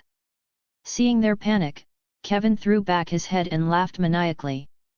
Ha ha ha ha. He tore more cars from the street and hurled them one after another, explosions lighting up the area as chaos consumed the scene. Outmatched, the remaining forces scrambled to retreat, calling for heavier weaponry. When the smoke cleared, the once bustling street was unrecognizable: scorched earth, shattered glass, and scattered belongings left behind by fleeing civilians. Now, only the two four-armed monsters remained. No one else dared approach. Those who stayed hidden could only watch from a distance, trembling. Now there's no one left to interrupt us, Ben Tennyson, Kevin said, cracking his knuckles with a grin. Four arms pointed at him, voice firm. You really are hopeless, Kevin. Keep this up, and you'll never get a girlfriend. That struck a nerve. Shut up. Kevin snarled, yanking a lamppost from the sidewalk and swinging it like a club. Four arms caught it mid-swing and snapped it clean in half with one strike. He roared and charged forward, ready to brawl. Beep. Beep. Beep. Suddenly, the Omnitrix symbol on his massive arm began flashing. Oh no! A burst of red light engulfed him, and in an instant, Four Arms reverted back into Ben's human form. If you'd like to support my work and unlock advanced chapters, you can follow me on Patreon. Up to 50 chapters ahead for now. Patreon.com/pinksnake. Chapter 65, Chapter 65, Athlete's Foot Assault. Kevin froze, a cold smile curling across his lips. Ben Tennyson, you're finished. He thrust out his crimson arm, grabbed the Lamborghini beside him, and prepared to hurl it at the terrified Ben. Beep. Beep. A blaring horn cut through the tension. The rust bucket's engine roared to life, surging forward with a deafening rumble until it screeched to a halt nearby. With a loud crash, Grandpa Max kicked open the door and jumped out. He picked up the pistol 6.6 had dropped earlier and aimed it straight at four-armed Kevin. No one hurts my grandson, he barked, a chilling resolve flashing in his eyes. Beside him, Gwen raised her hand, conjuring a fierce water dragon that coiled in midair, ready to strike. Grandpa! Gwen! Relief flooded Ben's face. His chest tightened with emotion, and tears threatened to fall. Only now did he truly understand Grandpa's strictness had always come from love. And Gwen, his nerdy cousin, even though she teased him all the time, would never hesitate to risk herself to protect him. Looks like they're important to you, Kevin sneered. In that case, none of you are leaving here alive. He hurled the car in his hands toward Grandpa Max. Grandpa, look out! Ben yelled. Water Dragon Soul! Gwen's voice rang out as she commanded the raging water dragon to strike. Boom! The dragon roared, its body wrapped in surging mist and explosive power. It slammed into the car, shattering it into pieces. Shards of metal and vapor rained down, scattering across the wet ground. Ben, get over here! Grandpa Max shouted. Ben nodded and sprinted toward the rust bucket. Trying to run? Not happening. Four-armed Kevin ripped a nearby tree from the ground and hurled it with terrifying force. The massive trunk hurtled toward Ben with a deafening whoosh. Zap! At the last instant, Grandpa Max's laser gun fired a blinding crimson beam, slicing the tree into several smoking chunks that crashed to the ground. Grandpa! Ben reached him and threw his arms around him tightly. He remembered their fight earlier, how he'd stormed off after stealing that game, convinced that Kevin was the only one who understood him. Now, he finally saw the truth, only his family truly cared. Grandpa Max ruffled Ben's hair, then stepped forward protectively, eyes narrowing. What's going on? How can he copy Doofus' alien form? Gwen asked, frowning at the monstrous figure that looked exactly like Four Arms. We'll talk later, Grandpa said, raising his pistol. First, we take down this brute. Kevin laughed, unfazed by the weapon aimed at him. You think the two of you can stop me? Don't make me laugh. He kicked off the ground, shattering the pavement beneath his feet. Like a fired arrow, he shot toward Grandpa Max at incredible speed. Grandpa fired repeatedly, beams of light striking Kevin's body with perfect accuracy, but his tough, rock-like skin absorbed every hit. The blasts barely slowed him down. Beside them, Gwen launched aqua arrow after aqua arrow, but the attacks only splashed harmlessly against Kevin's body, turning into mist that vanished into the air. In seconds, Kevin was in front of Grandpa Max. With a single swipe, he knocked the laser gun out of his hands. Then, his red claws shot forward, clamping tightly around Grandpa Max's throat as he hoisted him into the air. Since you're Ben Tennyson's grandfather, you're just out of luck. Forearms. Kevin clenched his fists, ready to strike. Let go of my grandfather. Gwen, drained of magic, desperately grabbed Kevin's pant leg only to be yanked up by the collar. Ben Tennyson's cousin. Kevin's deformed eyes widened as he studied the beautiful girl before him, his gaze filled with conflicting emotions. For some reason, an unfamiliar feeling rose within him. A feeling he had never experienced before. Ben, run! Grandpa Max gritted his teeth, his breathing growing labored. Let go of my grandfather and cousin. Ben rushed forward, swinging his small fists and pounding against Kevin's thick legs. But it was like a mayfly trying to shake a tree, completely useless. Kevin stared at Gwen for a long moment before finally setting her down. No matter how she struck him, he didn't react. I don't hit women. He murmured quietly. Let go of my grandfather. At those words, Kevin's attention shifted instantly. He grabbed Ben by the leg and lifted him off the ground. You're asking for death, he snarled, glaring viciously as his arms tensed. Grandpa Max's face flushed red, veins bulging and eyes bloodshot. Rage burned inside him. He had saved countless lives, yet now he couldn't even protect his own grandson. In his ears echoed Gwen's sobs and Ben's choked voice of regret. His consciousness began to blur, memories from the past flashing before him: the plumbers, the null void, Verdona, Xylene. Let them go. Suddenly, a slender figure appeared at the far end of the street. Hearing that voice, a spark of hope lit up in Ben's bloodshot eyes. Struggling against the suffocating grip, he kicked his legs with all his strength, shaking off one of his shoes. Thud. Forearms. Kevin failed to dodge, taking the filthy shoe straight to the face. Instantly, a foul stench filled his nostrils, the stench of rank athlete's foot. He gagged violently, doubling over as he vomited uncontrollably on the ground. His massive hand flung both grandfather and grandson away, sending them crashing onto a nearby car. Seeing this, Gwen rushed over in panic. Only after checking that they were unharmed did she let out a shaky sigh of relief. Meanwhile, Kevin clutched his reddened neck, retching painfully as he gasped for air. Stinky, so stinky. It's even worse than Ben Tennyson's giant bug. Just then, that voice spoke again. What you're vomiting is pretty stinky too. Kevin looked up, frowning. Before him stood a tall, slender, black-haired boy, his calm eyes watching with detached indifference. Who the hell are you to talk to me like that? Forearms. Kevin roared in fury. If you want to die, I can grant you that wish right now. Lucian said nothing. His gaze remained cold.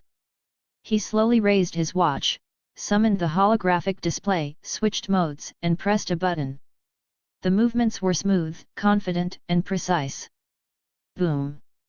A burst of emerald light exploded outward, and a towering figure materialized before Forearms. Kevin. Chapter 66, Chapter 66, Humongousaur vs. Forearms. His skin was a dusky brown, his physique exceptionally strong, with thick, powerful upper limbs that radiated raw, savage strength. His small, beady eyes were wide open as he moved his massive frame forward, each step heavy and deliberate. Tap, tap. Every step he took left deep claw marks on the pavement, surrounded by spider-web-like cracks that spread outward, sending chills down the spine. Ding triggered alien hacker mission. Defeat 4 Arms Kevin. Reward, random alien hero. A series of notifications echoed in the homungusaur's mind. At a distant phone booth, Grandpa Max rubbed his sore neck, gazing toward the colossal figure in the distance. A faint, relieved smile appeared on his face. Lucian's back at last, he murmured, smiling softly. It seemed Ghost Freak's plot had failed. Lucian was safe and sound. Awesome! Cuz is back and he's turned into homungusaur. Ben shouted excitedly, before breaking into a few rough coughs. The pain from Kevin choking him earlier still lingered in his throat. A look of relief softened Gwen's eyes, washing away the fear and tension she'd felt moments ago. As long as Lucian was there, she felt utterly safe, like nothing in the world could scare her. The homungusaur is so strong, he's definitely gonna trash that weirdo Kevin. Ben laughed heartily. Kevin? Grandpa raised an eyebrow, a thought suddenly dawning on him. What's his full name? Kevin Levin. The answer struck Grandpa Max like lightning. He turned to look at 4 Arms Kevin again, his heart trembling violently. Kevin Levin, with the power to absorb energy, there was no doubt it was him. Boom! A thunderous explosion ripped through the air as the homungusaur and 4 Arms Kevin clashed, 2 prehistoric titans colliding in a storm of brute force. Their sheer power shook the ground, the air vibrating with each devastating blow. Fists slammed against flesh with earth-shattering impact, every punch unleashing violent gusts of wind that howled through the battlefield. And who the hell are you, ruining my fun? 4 Arms Kevin snarled, grabbing a nearby road sign and hurling it straight at his opponent. Homungusaur met the attack head-on, punching the road sign into countless fragments that scattered across the ground. Let me show you what true power looks like. A green light flashed in the homungusaur's eyes as he stomped forward, his massive legs propelling him like a charging tank. Muscles rippled under his thick skin as he clenched his mountain-sized fists and threw a powerful punch forward. 4 Arms Kevin's face twisted in alarm. He quickly raised all 4 arms to block the incoming blow. Boom!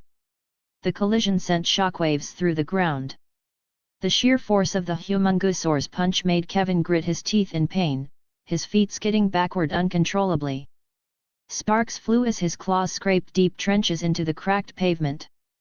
My strength surpasses yours. With a roar, homungusaur unleashed his full might, landing a single, devastating punch that sent Kevin flying into a stone wall. The impact shook the entire street. This is impossible. 4 Arms Kevin gasped, clutching his chest as he struggled to stand. Nothing's impossible. You've already lost. Homungusaur's deep, resonant voice rumbled as he slowly advanced. Is that so? Kevin sneered coldly, swiftly scooping up sand and gravel from the ground and flinging it toward his opponent's eyes. Homungusaur sidestepped with ease, catching Kevin's attacking fist in one massive hand, ready to hurl him away. But Kevin had anticipated it. With a fierce twist of his body, he swung both arms upward at an odd angle, locking tightly around homungusaur's shoulders. You're finished, stupid lizard! 4 Arms Kevin roared, driving his final punch straight into homungusaur's face, sending him crashing backward through the air. The massive figure flew across the battlefield, and Kevin lunged after him like an unleashed beast, covering the distance in a single bound. In an instant, he was beside homungusaur. Kevin extended his crimson arm, seizing homungusaur's ankle.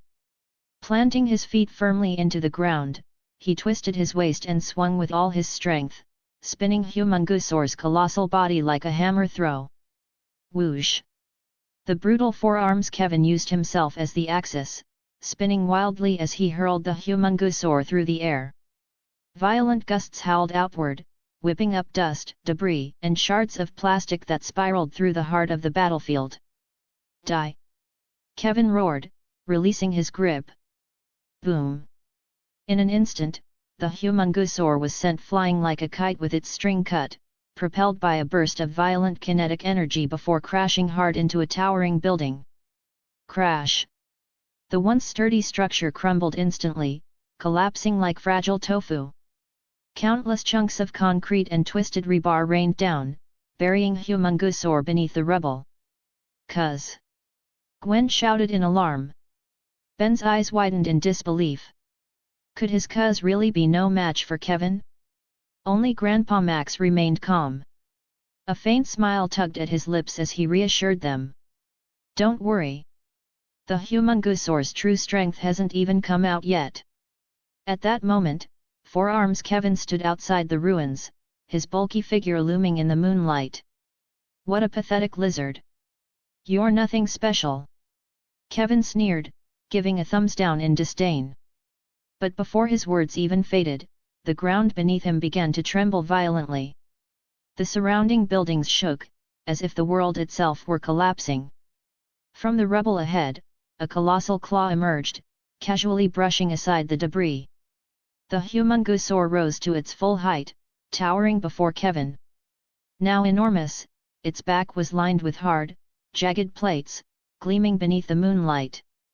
It stood majestic and awe-inspiring, like an undefeated war god, its presence alone enough to make enemies tremble.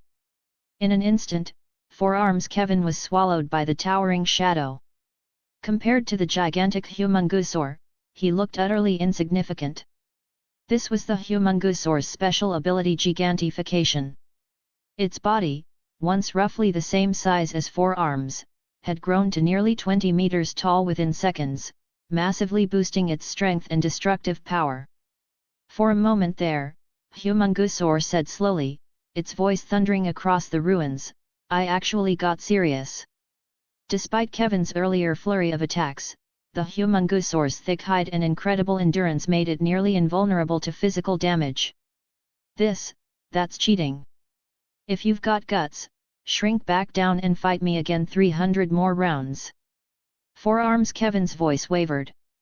Standing before the gigantic creature, he could barely contain his fear. "No need." The Humungusaur clenched its massive brown fist, power surging as it swung down with a thunderous boom. Kevin's face went pale. He frantically raised all 4 arms in a desperate attempt to block the oncoming strike. Boom! The impact exploded like thunder. The Humungusaur's massive fist slammed Kevin into the ground, the sheer force carving a massive crater into the earth. A shockwave burst outward from the point of impact, sweeping across the area with hurricane force. Wrecked cars, trees, and debris were sucked into the roaring storm, shattering windows along the streets in a deafening cascade of glass. Humungusaur drew back its fist. 4 Arms Kevin lay limp in the crater, his face drained of all fight and color. Before long, his muscular body began to shrink, returning to its normal size at a visible pace. Successfully defeated 4 Arms Kevin. Obtained random alien gene chest. Can be opened anytime. Looking down at the frail figure below, Kevin lay motionless, eyes shut tight, curled up in the filthy mud. Humungusaur extended a massive hand, about to grab the unconscious Kevin. Suddenly, faint blue sparks flickered across Kevin's torn clothes. Within seconds, his body burst into flames, transforming into a blazing heat blast. Fire roared across his form, heat waves distorting the air around him. Sensing the shift, Kevin rose shakily to his feet. He stared at his flaming hands in horror. Ah! A surge of searing pain swept through his entire body as his form began to change again. Sensing danger, the Humungusaur swung its mighty arm, launching a brutal dragon punch straight into the flaming pit. But the moment his fist connected, there was no heat, only an eerie, chilling cold. Startled, Humungusaur drew back his fist. Clumps of wet earth fell away from his knuckles, scattering onto the ground. When he looked down into the crater, his massive reptilian eyes widened in shock. If you'd like to support my work and unlock advanced chapters, you can follow me on Patreon. Up to 50 chapters ahead for now. Patreon.com/pinksnake. Chapter 67, Chapter 67, Power of the Omnitrix. The boundless night sky glittered with stars beneath a silver moon that hung high, casting soft strands of light across the earth. Crack! A bolt of purple lightning ripped through the peaceful heavens. Thunder boomed in its wake, deafening and wild, shattering the night's stillness. Countless black storm clouds, carrying a sharp, briny scent, swept across the sky, blocking out the moonlight. The wind howled through the air, blanketing the ruined battlefield below. A fine drizzle, thin as silk threads, fell into the muddy crater. Within it floated a ghostly figure, skin ashen white, a single glowing violet eye flickering faintly in and out of sight. "Why, what's happening to my body?" Kevin's voice rasped, hoarse and full of disbelief as he stared down at his hands. Raindrops pattered steadily from the sky, falling onto his pale palms, yet they passed right through, as if he weren't even solid. Ghost freak. Humungusor's gaze narrowed. So Kevin had absorbed the power of Ben's Omnitrix after all. Not far away, inside a cracked phone booth, Ben pressed against the foggy glass, staring wide-eyed at the spectral figure in the rain. How is this possible? Why can Kevin turn into Ghost Freak? His mind reeled in disbelief. He hadn't transformed, and Kevin hadn't drained any energy from him. Grandpa Max frowned deeply. "Ben, Kevin didn't touch your watch, did he?" He had seen this kind of power before and no one understood it better than him. Ben thought for a moment, then nodded. "Yet. When Kevin turned into Heat Blast, he grabbed my watch and tried to rip it off. But then he got blasted away." "How did he get blasted away?" Grandpa's face darkened. Ben shrugged. "No clue. Maybe he ticked the watch off. It released this weird energy wave that threw us apart." Grandpa Max sighed, shaking his head but saying nothing more.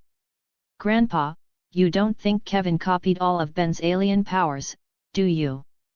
Gwen asked worriedly.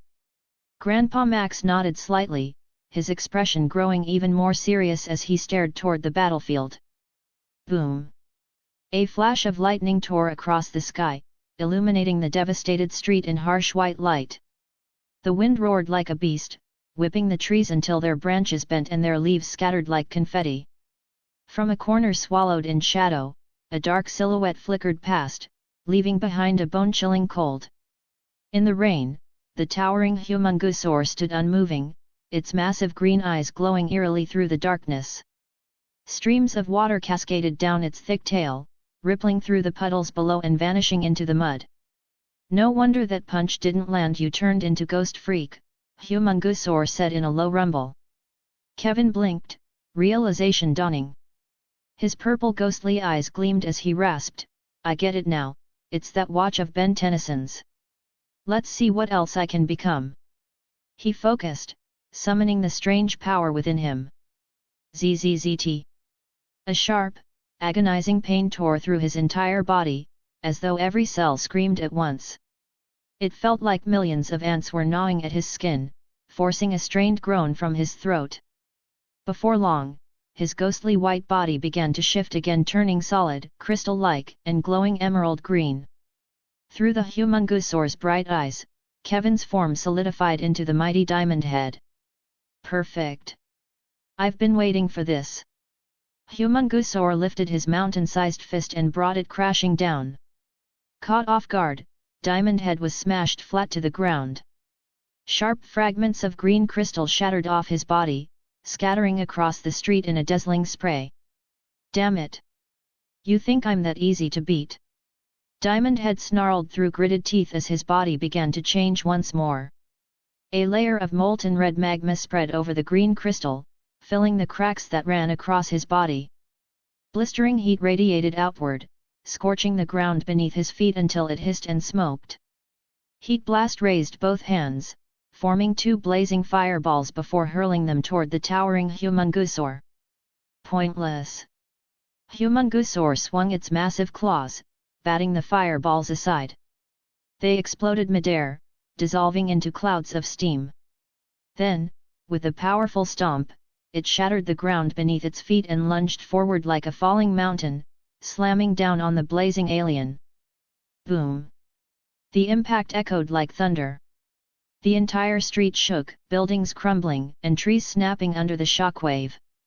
Beneath the enormous foot, a small, blue, frog-like creature scrambled out of the rubble. It darted away on quick little legs, fleeing as fast as it could into the stormy night. "Grey matter, I see you!" Humongousaur roared, stretching out his massive arm and slamming it toward his opponent. Just like in the original story, transforming into one of the Omnitrix's alien heroes didn't just change physical traits, it also subtly influenced one's personality. The hot-headed wild mutt, the wisecracking brainstorm, the steady and honest Humongousaur, each form came with its own instincts. In fact, the first time Ben transformed into wild mutt, he went berserk, attacking everything in sight until someone stopped him. If it were Lucian's usual self, he never would have shouted before striking. Thud! Humongousaur's palm slammed down where grey matter had been, but in the next moment, the tiny alien dissolved into a streak of black and green liquid that splashed across a nearby Rolls-Royce. Upgrade! Within seconds, the liquid form completely fused with the luxury car, reshaping it as sleek green circuitry pulsed across its body. The vehicle's sides morphed into twin green energy cannons, glowing with a cold technological light. A green lens blinked to life on the windshield. It was Upgrade's eye. It flickered mockingly as a cold laugh came through the speakers. "Looking for a ride, dumb lizard?" The words made Humongousaur's blood boil. His tail lashed out furiously, sweeping toward Upgrade with crushing force. The green Rolls-Royce revved its engine and sped away in an instant, narrowly dodging the blow. Its side-mounted cannons swiveled and opened fire, unleashing a rain of glowing green bullets that tore through the air, each one carrying violent kinetic energy. And that wasn't all. Upgrade's eye flashed again, releasing a powerful laser beam that ripped through the rain, cutting the air like a roaring emerald dragon as it surged toward its target. The barrage struck Humongousaur head-on, sparks flying across his thick hide. But his body was built like living armor. With a thunderous roar that shook the ground, Humongousaur pushed through the onslaught and charged straight at the Rolls-Royce. He raised his massive hand and brought it crashing down, smashing the car into a heap of twisted metal. Upgrade's liquid form spilled across the ground, black and green fluids merging with the puddles of rainwater. "Die!" Humongousaur roared, grabbing a nearby boulder and hurling it down. Whoosh! The pool of liquid suddenly sprang to life, launching forward before transforming midair into a vicious fish-like creature that landed at Humongousaur's feet. Ripyaws opened his razor-filled jaws and clamped down hard on Humongousaur's foot. Chapter 68, Chapter 68, New Hero Unlocked. Snap! A sharp, searing pain shot up from Humongousaur's foot, making him bare his teeth in agony. "You beast! Those teeth are way too sharp," he snarled, grabbing Ripyaws and slamming him hard against the ground. Ripyaws let out a pained wail, nearly passing out from the impact. But he gritted his teeth through the pain and transformed again, this time into a savage, feral creature. Its body was covered in bristling orange-yellow fur that stood upright like steel needles. It had no eyes, only a mouth lined with razor-sharp fangs. Wild Mutt kicked off the ground, nimbly dodging Humongousaur's massive punch. In a blur of movement, it leapt onto his arm, clawing its way upward toward his head. With a vicious growl, it raised its claws, sharp and glinting coldly in the rain, and slashed down at him. Humongousaur swatted it aside with a powerful strike, sending it crashing to the ground. Taking advantage of the moment, he wrenched a nearby tree from the earth and hurled it like a spear, slamming it toward Wild Mutt. Wild Mutt twisted away, narrowly avoiding the massive blow. It bounded up a nearby building, leaping from wall to wall before launching itself back at Humongousaur. Humongousaur, caught mid-motion, couldn't dodge in time. The wild beast's claws raked across his face, leaving a shallow white mark. Enraged, Humungusor reached out with his massive hand, trying to grab the wild mutt clinging to his head. Crackle! In the next instant, wings burst from wild mutt's back. Its form shimmered and shifted, transforming into a large green insect. Stinkfly spread its wings and soared upward, dodging Humungusor's grasp as it took to the night sky. Try this instead. Let's see how you like the smell. From the eyes on either side of Stinkfly's head, several jets of green slime blasted forth. They streaked through the air with a disgusting stench, aiming straight for Humungusor's face. Reacting quickly, Humungusor grabbed a large rock and raised it as a shield, blocking the incoming sludge. You can keep that for yourself, little stinkbug. He swung his arm powerfully, flinging the rock like a projectile toward Stinkfly. Stinkfly darted to the side, barely dodging the incoming boulder. But before he could react again, a massive shadow loomed overhead. Humungusor lunged forward and slammed his giant palm down, swatting Stinkfly out of the sky and into the ground. He followed up with a flurry of brutal punches, each strike landing like thunder, the afterimages of his fists flashing through the air as he pounded Stinkfly into the earth. The ground trembled violently. Dust, stones, and rain swirled together in the chaos. When Humungusor finally pulled back his fist, a massive crater tens of meters wide had formed before him. Inside lay Kevin, back in human form, his body covered in wounds and barely clinging to life. Humungusor raised one enormous foot, ready to end it. Wait, Lucian! Grandpa Max's voice rang out as he rushed over, with Ben and Gwen following close behind. His grey hair was plastered to his head from the rain, his soaked clothes clinging to his weary frame. He looked more weathered than ever. Humungusor froze. After a brief pause, he lowered his foot and turned toward Grandpa without a word, waiting for an explanation. Grandpa, why are we stopping him? Ben demanded. Kevin's evil. He almost killed us just now. Why let him live? Grandpa Max gasped for breath, his voice strained. It wouldn't matter before, but now. I can't. Because of his father. Hey! Humungusor's eyes narrowed. A sudden chill swept through the air. Crackle! A purple blur tore through the rain, darting like a venomous serpent straight into Kevin's body and vanished. Damn it, ghost freak! Humungusor roared, immediately reaching out to grab him. But in that instant, Kevin's eyes snapped open, glowing an eerie violet. His entire body jolted upward, moving with supernatural speed as he slipped out of Humungusor's grasp. Crackle! A blinding streak of purple light slashed across the stormy sky, illuminating everything below. Kevin's pale face twisted into a grimace, his glowing eyes burning with ghostly light, cold, menacing, and inhuman. Let me see if I can turn into myself, Kevin grinned. The moment the words left his mouth, his body blurred and dissolved into a translucent ghostly form, a ghastly pale spectre drifting in the rain. Oh no, this is way too ugly. My original look was way better. The ghost tore away its white outer layer, revealing a twisted purple form with an eerie skull-like face inverted atop its neck. Grandpa Max's face hardened. Ectonu right. Give that boy's body back. This body's so convenient. Why would I ever give it up? Ghost freak sneered, his voice cold and mocking. Enough talk, let's fight. Humungusor roared, charging straight at the ghostly figure through the downpour.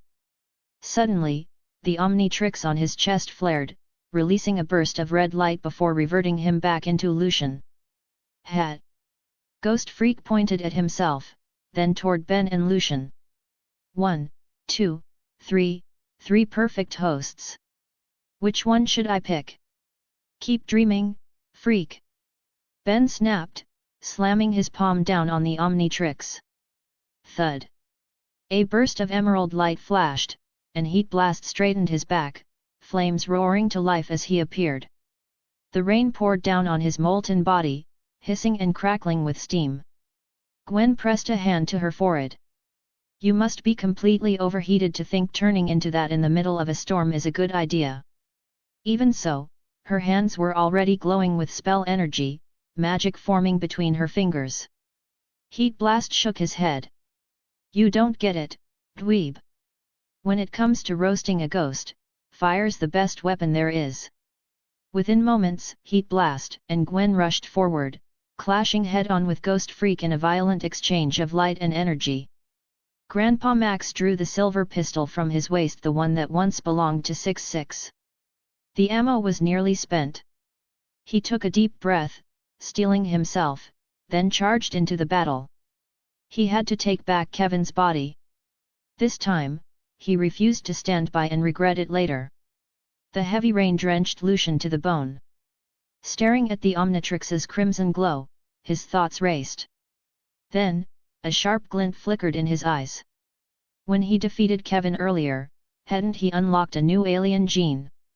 And if he remembered correctly, the first activation required no charging, he could transform instantly. Open random alien gene chest, Lucian thought silently. Chest successfully opened. Acquired alien hero, Snarrow. Note: each new gene grants one seamless initial transformation. Future transformations will require charging. Snarrow. Lucian blinked. Not bad, this one's pretty strong. Beep beep. A clear tone rang out as the Omnitrix's calibration screen turned back to green, ready for immediate use. This time, there was only one form available: the new hero, Snarrow. Lucian pressed the watch, summoning the holographic projection of Snarrow before slamming it down. If you'd like to support my work and unlock advanced chapters, you can follow me on Patreon. Up to 50 chapters ahead for now. Patreon.com/pinksnake. Chapter 69, Chapter 69, Snarrow. Wearing a golden crown and resembling an ancient Egyptian pharaoh, his body was wrapped entirely in white bandages, revealing only a pair of glowing green eyes. An ancient, mysterious aura radiated from him at every moment. A cold light flickered in Snarrow's eyes before they burst into a strange blue glow. He strode across the rain-soaked street, splashing through puddles as he charged straight toward the chaotic battle ahead. Heat Blast was the first to respond, riding a fiery cloud as he shot upward above Ghost Freak. Ghost Freak and Kevin, what a weird combo, but I gotta say, you two actually match pretty well. With that, Heat Blast raised both palms, gathering a blazing fireball that he hurled toward Ghost Freak below. Whoosh! The burning sphere roared through the air like divine punishment, bringing a searing wave of heat as it hurtled toward its target. Raindrops evaporated into steam before they even touched its surface. Pointless, kid! Ghost Freak's form dissolved into a phantom, sinking into the rain-flooded ground and vanishing completely. The fireball missed and slammed into the ground with a deafening crash, exploding into a massive crater as dust and debris shot outward. The next instant, Ghost Freak erupted from beneath the earth, forming a purple blur surrounded by chilling energy as it streaked straight toward the Heat Blast above. Its speed was so fast that Heat Blast couldn't dodge. "Don't you dare hurt my cousin!" Gwen shouted sharply, summoning a fierce water dragon. Water Dragon Soul! Roar! The dragon, conjured through water magic, was brimming with power. Bathed in the pouring rain, its body shimmered with dense moisture, its strength reaching its peak. With a thunderous roar, it swung its body powerfully and crashed straight into Ghost Freak midair. Hiss! Ghost Freak screamed in pain, twisting his monstrous head before lunging forward with razor-sharp claws, aiming to tear the panicked Gwen apart. At that moment, Grandpa Max rushed in front of her. "No one harms my granddaughter." He raised his silver pistol and fired a burst of red laser beams toward the oncoming Ghost Freak. But Ghost Freak's body faded into a phantom once again. The crimson light passed harmlessly through him. With a sinister grin, he lunged again, shrouded in freezing, ghostly energy. Gwen tried to chant another spell, but panic made her words stumble and break, preventing her from releasing any magic. Grandpa Max clenched his teeth and kept firing, but none of it could touch Ghost Freak's spectral form. At that critical moment, 2 white bandages whipped through the air, wrapping tightly around Gwen and Grandpa Max. With a sharp pull, they were yanked safely out of Ghost Freak's reach. "Damn you, how could you turn into something like this?" Ghost Freak snarled, seething with rage, wanting nothing more than to tear Snarrow apart. "Did you forget about me?" A deep, resonant voice echoed from above. Ghost Freak looked up, his violet eyes narrowing as Heat Blast unleashed a torrent of flames, ripping through the rain and blasting straight toward him. "You insolent brat!" Ghost Freak flexed his claws and shot upward, clashing violently with Heat Blast in midair. Meanwhile, Snarrow stood in the curtain of rain, his glowing eyes fixed on Gwen and her grandfather, shielding them both. "Lucian, we really owe you one," Grandpa Max said sincerely, wiping his pistol. "If you hadn't shown up when you did, we'd have been in serious trouble." He knew Ghost Freak's power was something no ordinary human could withstand. "Cuz, thank you," Gwen murmured, her cheeks tinged with pink. Snarrow waved his hand dismissively, as if to say it was nothing. But in those cold green eyes burned a killing intent. Even if it meant taking down Kevin, he would destroy Ghost Freak today. Otherwise, they would never know peace. A death spirit lurking in the dark was far too dangerous to leave it alone. Watching Heat Blast being beaten down in the distance, Snarrow clenched his fists. "I'm going to help Ben. He can't hold out much longer alone." "I'm coming too," Gwen said, about to follow after him. "No." Snarrow shook his head firmly. "Gwen, you protect Grandpa. Ghost Freak is enough for Ben and me to handle." "But..." Grandpa Max smiled. "All right, Gwen, listen to your cousin." Though Gwen's water magic could harm Ghost Freak, she was still human, a frail girl who could easily be hurt by the shockwaves of battle. "Fine. Then be careful, cuz. We'll wait for you to come back." A faint smile forced itself onto Gwen's fair face. Snarrow nodded, turned, and launched himself forward. His legs fired like a cannon, propelling him straight toward Ghost Freak. At that moment, Ghost Freak was clutching Heat Blast's throat. Suddenly, Snarrow slammed into him, sending the phantom flying into a stone wall with a piercing scream.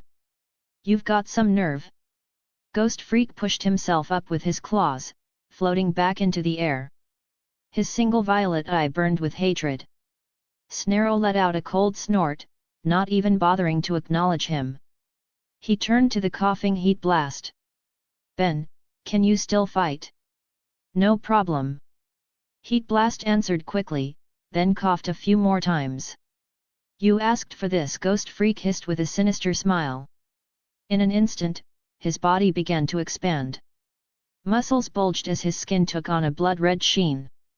A towering, muscular figure stood proudly in the rain. 4 arms Kevin, his violet eyes glowing with Ghost Freak's malevolence.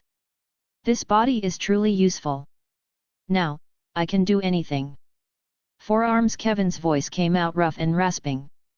His gaze hardened as he crushed the ground beneath his feet and rushed at Heat Blast in a blur. "What?" Heat Blast gasped, startled by his speed. Without hesitation, 4 arms Kevin clenched his massive fists, wreathed in ghostly chill, and hurled them toward Heat Blast. Whoosh! Several white bandages sliced through the rain, instantly wrapping around 4 arms Kevin. Before he could react, Snarrow swung him hard into the ground, sending him tumbling across the wet pavement. Snarrow pressed his attack, unleashing more bandages that slithered like snakes, rapidly coiling around his foe. Within seconds, 4 arms Kevin was bound tight, wrapped into a giant white cocoon. "Ben, prepare your flame attack," Snarrow said calmly, knowing the bandages alone wouldn't hold him for long. "Got it." Heat Blast nodded, gathering fiery energy in his palms. Through the pounding rain, Snarrow could feel his bindings being torn apart. 4 arms Kevin, empowered by Ghost Freak's possession, radiated monstrous strength. Rib. Sure enough, after a few seconds, 4 arms Kevin burst free, tearing through the bandages as fragments scattered into the rain. "Now!" Snaroa's eyes narrowed sharply. Heat Blast let out a laugh as two blazing dragons erupted from his hands. They roared forward, tearing through the storm and engulfing Four Arms Kevin in a surge of fire. Chapter 70, Tank Squad. Boom! Four Arms Kevin, who had just broken free, narrowed his ghostly eyes as his entire body was suddenly engulfed in a sea of flames. Waves of heat surged outward, sweeping violently in every direction. Heat Blast clenched his fist and shouted with excitement, "Awesome! A perfect home run! I'm totally winning the school baseball championship this year!" Not far away, Snarrow stood atop a cypress tree, the light flickering in his green eyes as he watched the inferno below. Having suffered such a massive blow, could Ghost Freak really withstand it? Grandpa Max sheltered under the eaves of a nearby shop, watching the distant heat blast with satisfaction. Ben's flame powers are getting stronger and stronger. I just hope he learns to use the watch's power wisely and doesn't stray off the right path. Gwen, however, wasn't looking at Heat Blast.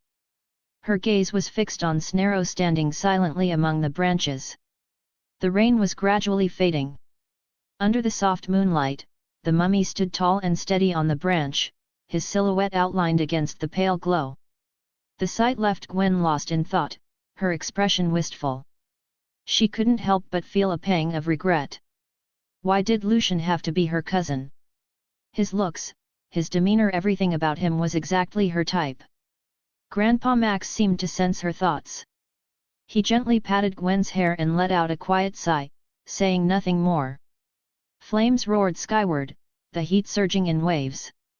From within the blazing inferno, a massive green figure emerged.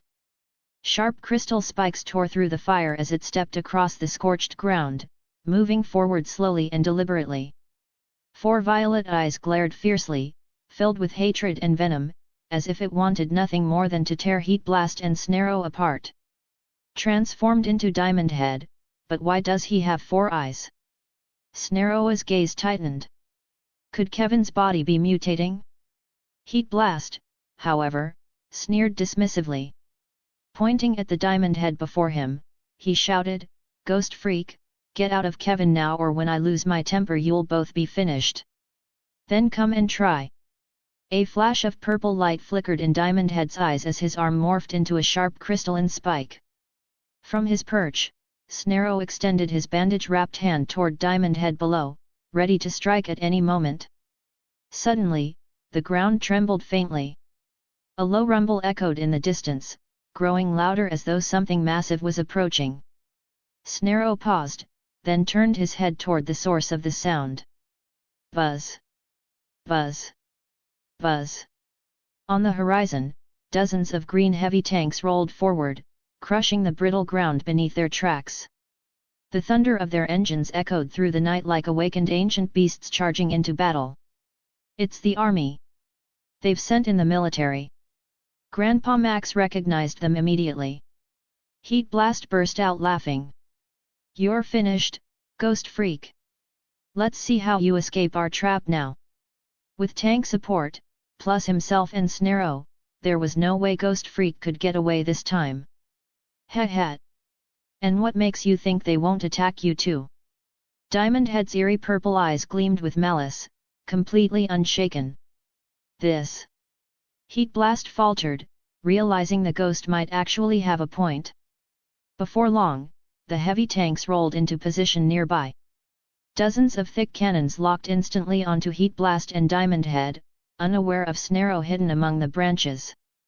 Grandpa Max rushed toward the tanks, waving his arms and shouting to stop them, but the soldiers ignored him.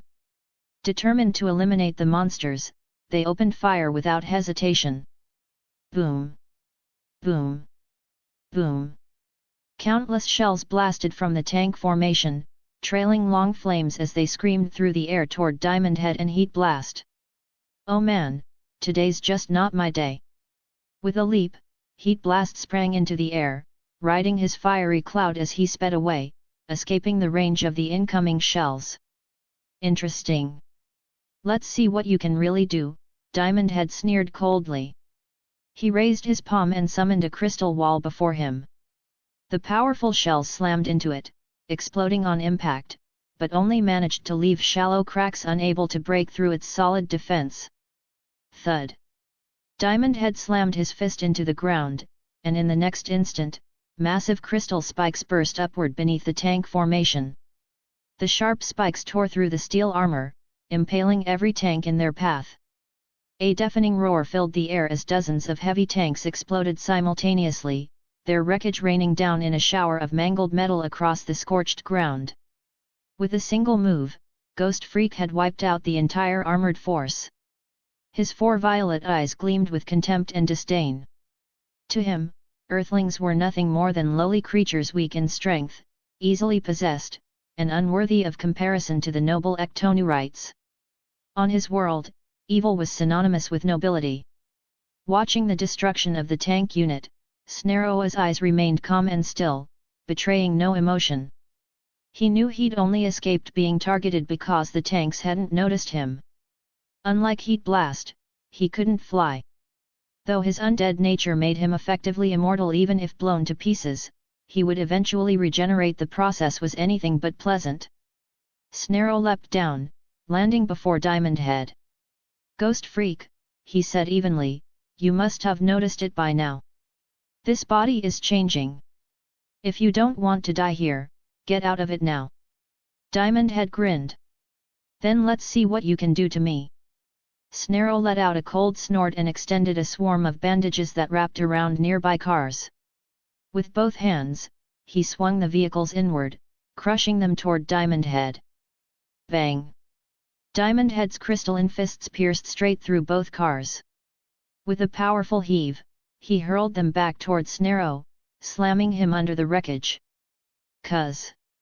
Gwen cried out anxiously, ready to rush in, but Grandpa Max held her firmly. "Stay calm, Gwen. He's going to be fine," Grandpa said with a reassuring smile. Sure enough, in the next moment, countless white bandages wriggled out from beneath the wreckage, rapidly gathering and reforming into a humanoid shape. Within seconds, Snarrow stood whole once more. With a sharp shout, he launched another flurry of bandages, binding Diamond Head tightly in place. Spikes sprouted from Diamond Head's body, shredding through the bindings, but his movements were too slow. Snarrow's endless barrage of bandages kept him pinned. Then Heat Blast appeared overhead. "Ha ha ha! Ghost Freak, you're done for now." He formed a massive fireball above his head, blazing like a miniature sun, and hurled it down onto Diamond Head. Boom! A thunderous explosion erupted. Flames burst across Diamond Head's body as deep cracks spread through his crystalline frame, nearly breaking him apart. "Damn it!" Ghost Freak snarled hoarsely, controlling Kevin's body as it morphed rapidly into 4 arms. Just as he prepared to charge, a sudden, burning pain spread through his arm. 4 arms looked down to see golden flame marks scattered across his crimson skin, glowing faintly. At the same time, a strange itching sensation crawled along his back as if something were trying to force its way out. Sensing the change, Snarrow's eyes flashed coldly. He sent out another wave of white bandages, trying to restrain 4 arms once more. He had to drive Ghost Freak out of Kevin's body, fast before it was too late. As Snarrow struck, Heat Blast rained down fireballs from above, engulfing the rampaging 4 arms in blazing heat. "Damn it! You're lucky this time, but I'll be back." Ghost Freak gritted his teeth through the pain and transformed into XLR8, flames burning wildly atop his head, a grotesque fusion of XLR8 and Heat Blast. With a swift kick, he vanished in a streak of blue fire, escaping their combined assault and speeding off into the distance. In the blink of an eye, he was gone without a trace. "Get back here, coward!" Heat Blast shouted, leaping onto his cloud to give chase. "Don't chase him, Ben," Snarrow said calmly. "Let's go check on Grandpa and the others first. We'll deal with Ghost Freak later." Even if they could catch XLR8, their transformation time was almost up. Charging after him now would only lead them into a trap. As for Kevin, he'd have to survive on his own. When the two reached Grandpa and Gwen, Heat Blast had already reverted to human form. Snarrow tapped his Omnitrix and returned to his original state as well. Grandpa Max quickly checked them over for injuries. Finding none, he finally breathed a sigh of relief. Around them, the battlefield lay in ruins, scorched earth and jagged crystal spires marking the devastation. Grandpa Max looked toward the direction XLR-8 had fled, his eyes filled with quiet resignation. Taking a deep breath, he turned and led Lucian and the others slowly back to the rust bucket. If you'd like to support my work and unlock advanced chapters, you can follow me on Patreon. Up to 50 chapters ahead for now. Patreon.com/pinksnake. Chapter 71, Chapter 71, The Prank Episode. 2 days later, at a gas station. A worn-out old RV rolled slowly into view, its metal frame glowing faintly under the morning light. "Time to give my old buddy some juice," Grandpa Max said with a smile. The rust bucket had been with him for years, and his attachment to it ran deep. Even if someone offered him a brand new RV in exchange, he wouldn't take it. That kind of bond couldn't be replaced. Still chatting cheerfully, Grandpa Max stepped out and spoke with the attendant. He could have stayed inside and simply said how much to fill or told them to top it off, but he insisted on opening the fuel cap himself, refusing to let anyone else touch it. The attendant's mouth twitched slightly at the sight. Lucian glanced out the window at the pale morning sunlight before closing his eyes again to rest. The past 2 days had been exhausting. He'd been scouring the city non-stop, searching for any trace of Ghost Freak and Kevin. He'd transformed into XLR-8, then Stinkfly, and even Ripyaws, covering land, sky and sea, turning the entire city upside down. Yet there wasn't a single sign of them. It was as if Ghost Freak had vanished into thin air, taking control of Kevin's body and disappearing without a trace. Worse still, a few awkward incidents had happened along the way. Like when XLR-8 sped past a few girls and accidentally sent their miniskirts flying. He turned his head for just a second and the scenery that met his eyes nearly made his blood boil. Luckily, Lucian had strong self-control. If he had lost focus at that speed, the result would have been painful. Then came Stinkfly. After flying too long, he landed on someone's balcony to rest, only to be spotted by an older lady. She came at him swinging a broom like a warrior, face fierce and unrelenting. The force behind her blows nearly knocked him out of the air. As Ripyaws, things didn't go much better. He swam along the coast, scaring off a group of bikini girls who ran for their lives, afraid he'd eat them. But then he saved a little girl from drowning. The terrified child burst into tears at first, but once she calmed down, she sniffled, pulled a white rabbit milk candy from her pocket, placed it into Ripya's claw, and said tearfully, "Big Fishy, thank you for saving me, but you look really scary. I won't play in the water again, I promise." Sniff sniff. Ripya scratched his head, staring at the milk candy in his palm, not sure if that counted as a good thing or not. Those vivid moments replayed in Lucian's mind like a slow-motion movie, and the corner of his mouth lifted slightly. Suddenly, a gentle female voice spoke beside him. "Cuz, you've been looking tired lately, so I cut up some fruit for you.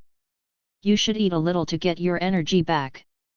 Gwen stood there holding a small box of neatly carved fruit, each piece arranged beautifully, almost like art. Lucian slowly opened his eyes. "Thanks, Gwen, but I'm not hungry. You go ahead and eat." He closed his eyes again, replaying his battle with Ghost Freak in his mind. How could he capture and defeat that thing?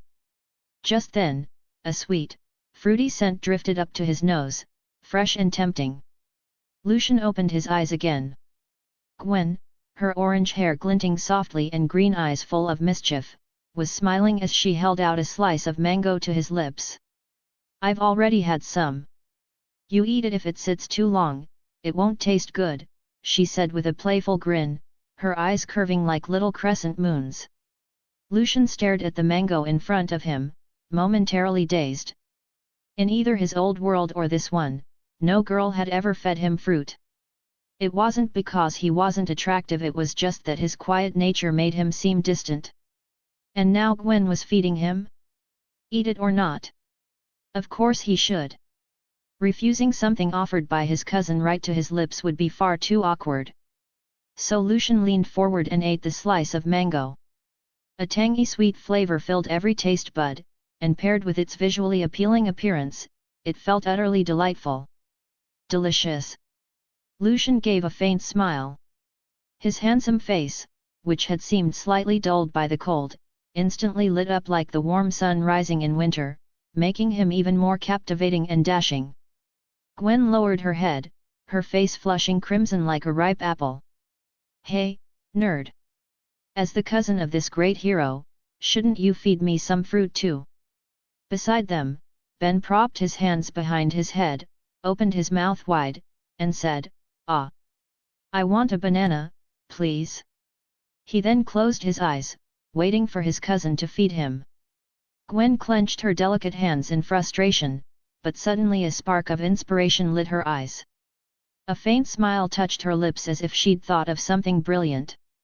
Under Lucian's puzzled gaze, she walked straight to the passenger seat where Grandpa's protein breakfast lay, a large bowl of fresh, wriggling rice weevils. Gwen extended her finger, fighting back nausea as she picked up 2 squirming live rice worms. Their constant movement made her scalp crawl, and she shook her head repeatedly. But to make her dweeb cousin suffer, this was nothing. Soon, Ben would be even more disgusted than her. By now, Gwen had returned to Ben's side and flung the rice worms straight into his wide-open mouth. Ben instinctively began chewing, then suddenly jerked upright. His face visibly drained of color, turning ashen. He immediately stood up, bent over, and began vomiting uncontrollably. "Ha ha ha, doofus! See if you dare talk like that again!" Gwen clutched her stomach, laughing so hard her mouth wouldn't close. "I only feed fruit to Lucian. Anyone else can just dream on." Disgusting Ben stared at the chewed-off rice worm on the ground, then glared hatefully at Gwen. "You're so mean, Gwen Tennyson. I'm telling Grandpa." Gwen shrugged indifferently. "Oh really? But you just wasted Grandpa's favorite rice worms. Better think twice." Ben's face turned ashen. He opened his mouth to retort, but the words died on his lips. Indeed, given Grandpa's fondness for rice worms, he wouldn't let this slide. Better to let his nerd cousin off this time. Ben thought to himself, ultimately claiming a mental victory. Lucian witnessed the entire scene. Even he couldn't help but chuckle. This pair of cousins was truly entertaining, even funnier than watching the original story. After all, this wasn't some fantasy, it was the real world, where everything was real and within reach. After pranking Ben, Gwen turned and returned to Lucian's side. She sat down carefully across from him and asked, "By the way, cuz, have you spotted any traces of Ghost Freak these past couple of days?" Lucian sighed softly and shook his head. "What about Kevin? No sign of him either?" Gwen pressed. "No. He's possessed by Ghost Freak. It's probably bad news. That thing isn't someone to mess with." Lucian paused, his expression turning slightly puzzled. "Why bring this up now?" Gwen's pretty face stiffened. She hastily waved her hands, stammering, "I was just asking casually. It's nothing. Really. Maybe, sort of, possibly." Gwen gave a dry chuckle twice before finally sighing in relief. "All right, I just feel like Kevin probably wasn't a bad person. For Ghost Freak to just take over his body like that." She didn't continue, only shaking her head and sighing. As she spoke, the image of Kevin letting her go flashed through Gwen's mind once more, leaving her overwhelmed with mixed emotions. It felt strange. She should hate him, because Kevin had nearly killed Ben and Grandpa. Or perhaps he was consumed by hatred and murderous intent because he couldn't control the power within him, driven to kill Ben? Gwen felt a pang of melancholy. She quickly shook her head, banishing all distracting thoughts, and ran to her desk to play with her laptop. Kevin! Lucian murmured softly, hoping he hadn't turned into a Kevin 11. Chapter 72, Chapter 72, The Female Thugs. Morning, New York City gas station.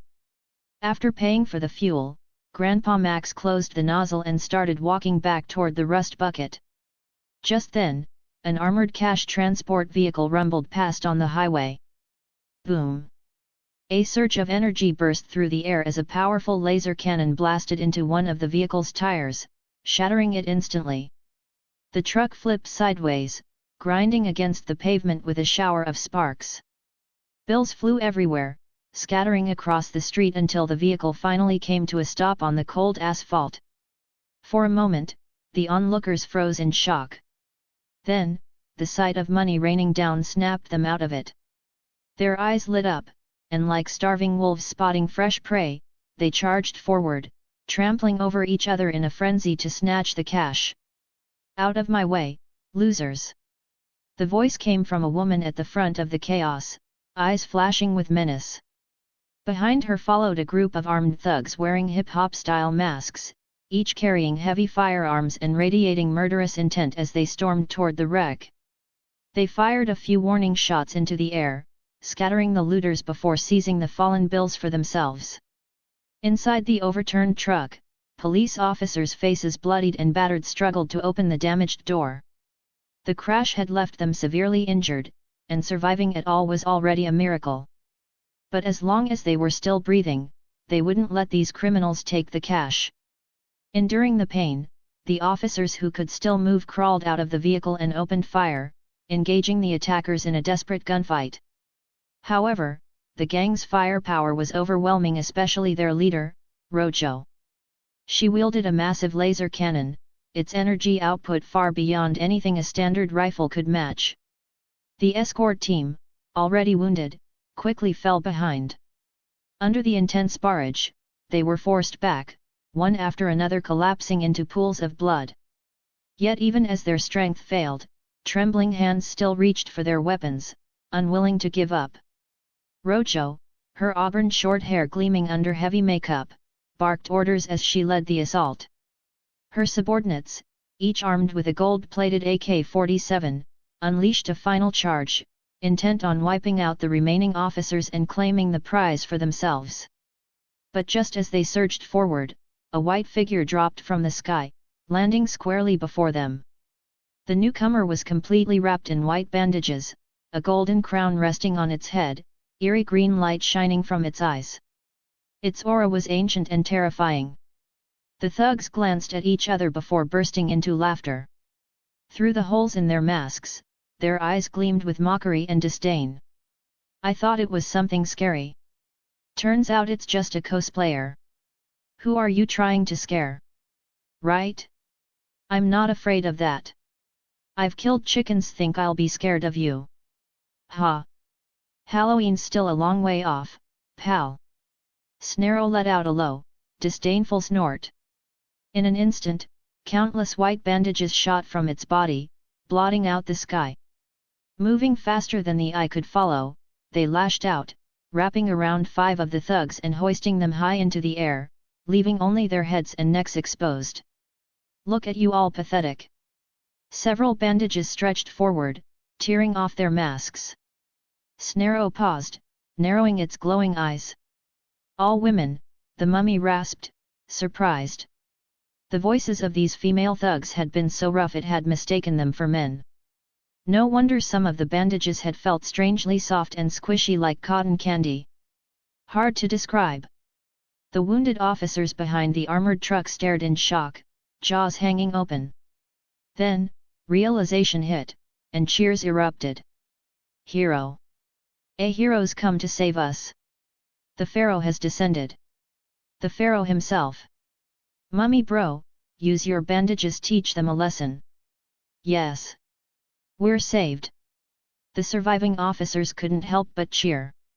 What had once seemed like certain death had completely turned around. The scales of victory had finally tipped in their favor. The shock of surviving such a hopeless situation made them forget the Snarrow's frightening appearance. Instead, they found it strangely awe-inspiring, even endearing.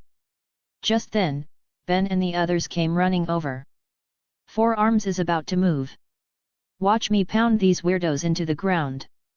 With that, Ben ducked behind a truck, flipped open the Omnitrix, switched heroes, and slammed his hand down. Thud. A flash of eerie green light burst forth, and XLR8 appeared in his place. Oh, come on, I was going for the big guy, not some scrawny little dino. XLR8 rubbed his head in frustration. In a blur of blue, he dashed forward and stopped beside Snarrow. He lifted his visor, glancing at the thugs tangled in bandages. Nice work, cuz. Any enemies left? Snarrow nodded, pointing toward the woman across the street. Rojo. She stood alone with her laser cannon in hand, surrounded by the unconscious forms of her subordinates, yet her expression showed no trace of fear. Rojo hoisted the heavy cannon onto her shoulder, aiming directly at Snarrow and XLR8.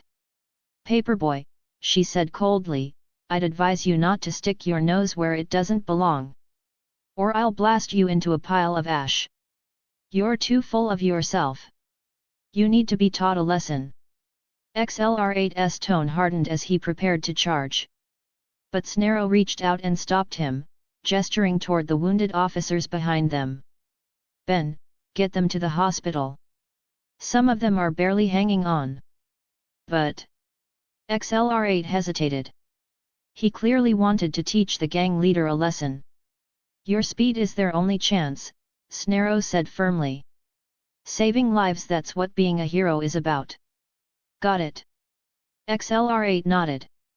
He pulled down his black visor and, in a flash of blue light, raced toward the injured officers. Meanwhile, Rojo had grown impatient. She adjusted her stance, aiming her massive laser cannon at Snarrow once more.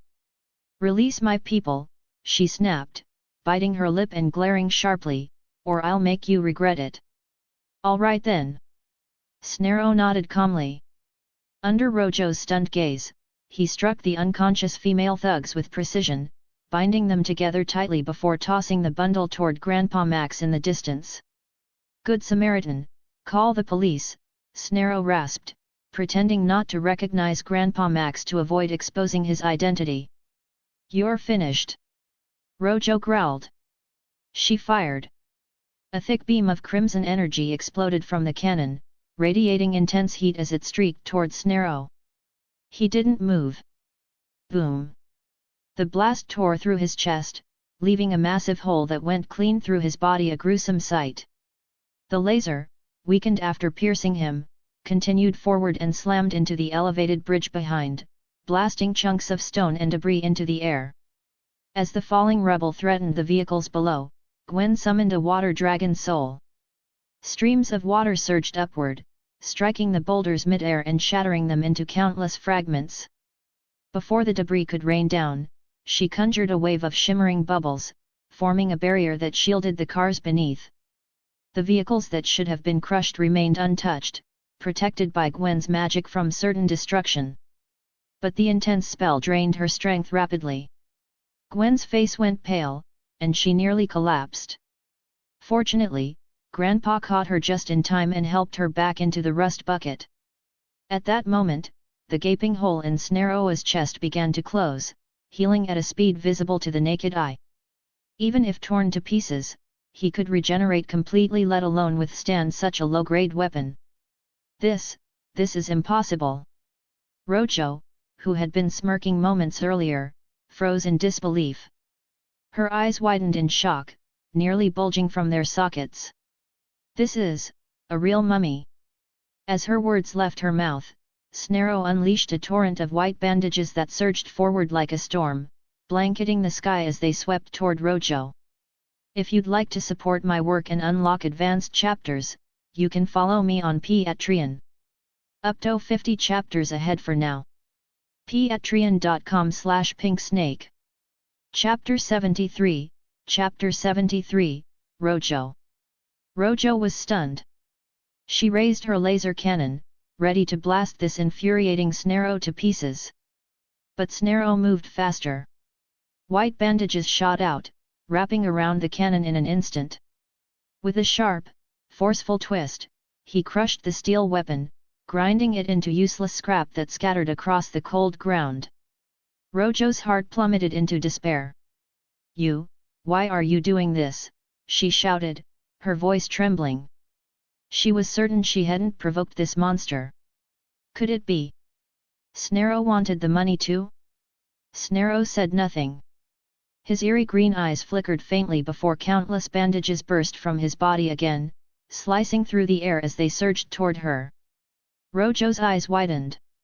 Gritting her teeth, she snatched the golden AK-47 from the ground and, consumed by fear and rage, squeezed the trigger with all her might.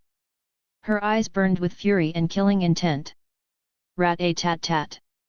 A storm of bullets screamed through the air, dense and relentless, each one carrying terrifying force as they tore toward Snarrow. Yet, facing the barrage, Snarrow didn't flinch. His feet anchored firmly to the ground, unmoving as the bullets riddled his body. Sparks flew, but he stood still, unshaken and fearless. Soon, his form was filled with charred bullet holes, looking like a human-shaped hive of scars and burns. Stubborn to the end. Snarrow's glowing eyes flared brighter. More bandages erupted from his body, weaving through the storm of bullets and reaching Rojo in the blink of an eye. Under her horrified gaze, the bandages slithered around her like living serpents, coiling tightly around her body. Her chest, thighs, and neck were all bound. Her wrists locked up as strength drained from her arms, the golden AK-47 slipping from her hands and clattering to the ground. Rojo was completely helpless. Her body ached as the bandages constricted tighter, making her want to scream and cry all at once. "Ah!" she cried out, kicking wildly, but it was useless. "Does it hurt?" Snarrow asked coldly, pulling her closer with the bandages. "You killed plenty of people today, all for money." When the armored truck overturned, one escort had already died. Then, in the firefight against Rojo's gang, several police officers had been killed as well. By the time Snarrow arrived, the survivors were barely clinging to life. Even though XLR-8 had rushed them to the hospital, it was uncertain whether they'd make it. Bound tightly, Rojo's breathing grew ragged. Her neck throbbed painfully as she shut her eyes, struggling to speak. I was wrong. I'll never do it again," she stammered through trembling lips. "Please, spare me.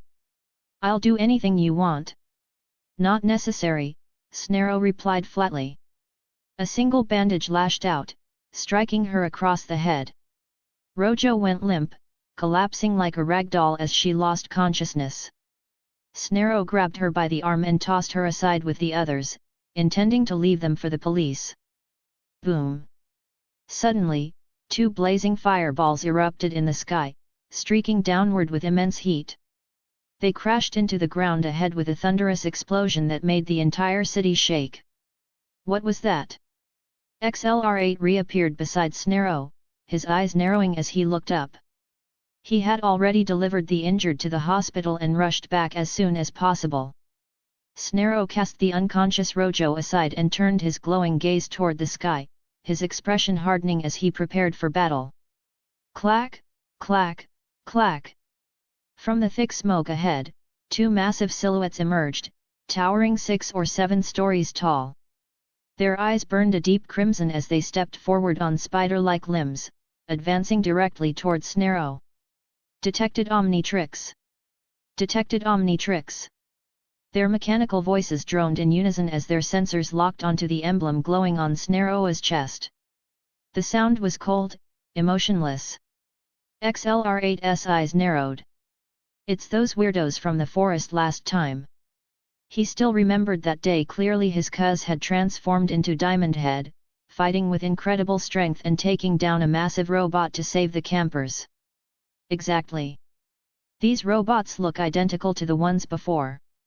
They must be from the same faction, Snarrow said calmly. He guessed that Vilgax had likely detected the Omnitrix's transformation signal and sent these machines to capture it.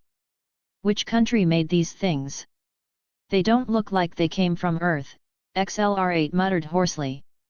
Snarrow shook his head. Doesn't matter. Let's take them down first. Meanwhile, the two colossal robots were advancing along the highway, forcing vehicles to brake hard. Horns blared, cars collided, and chaos erupted.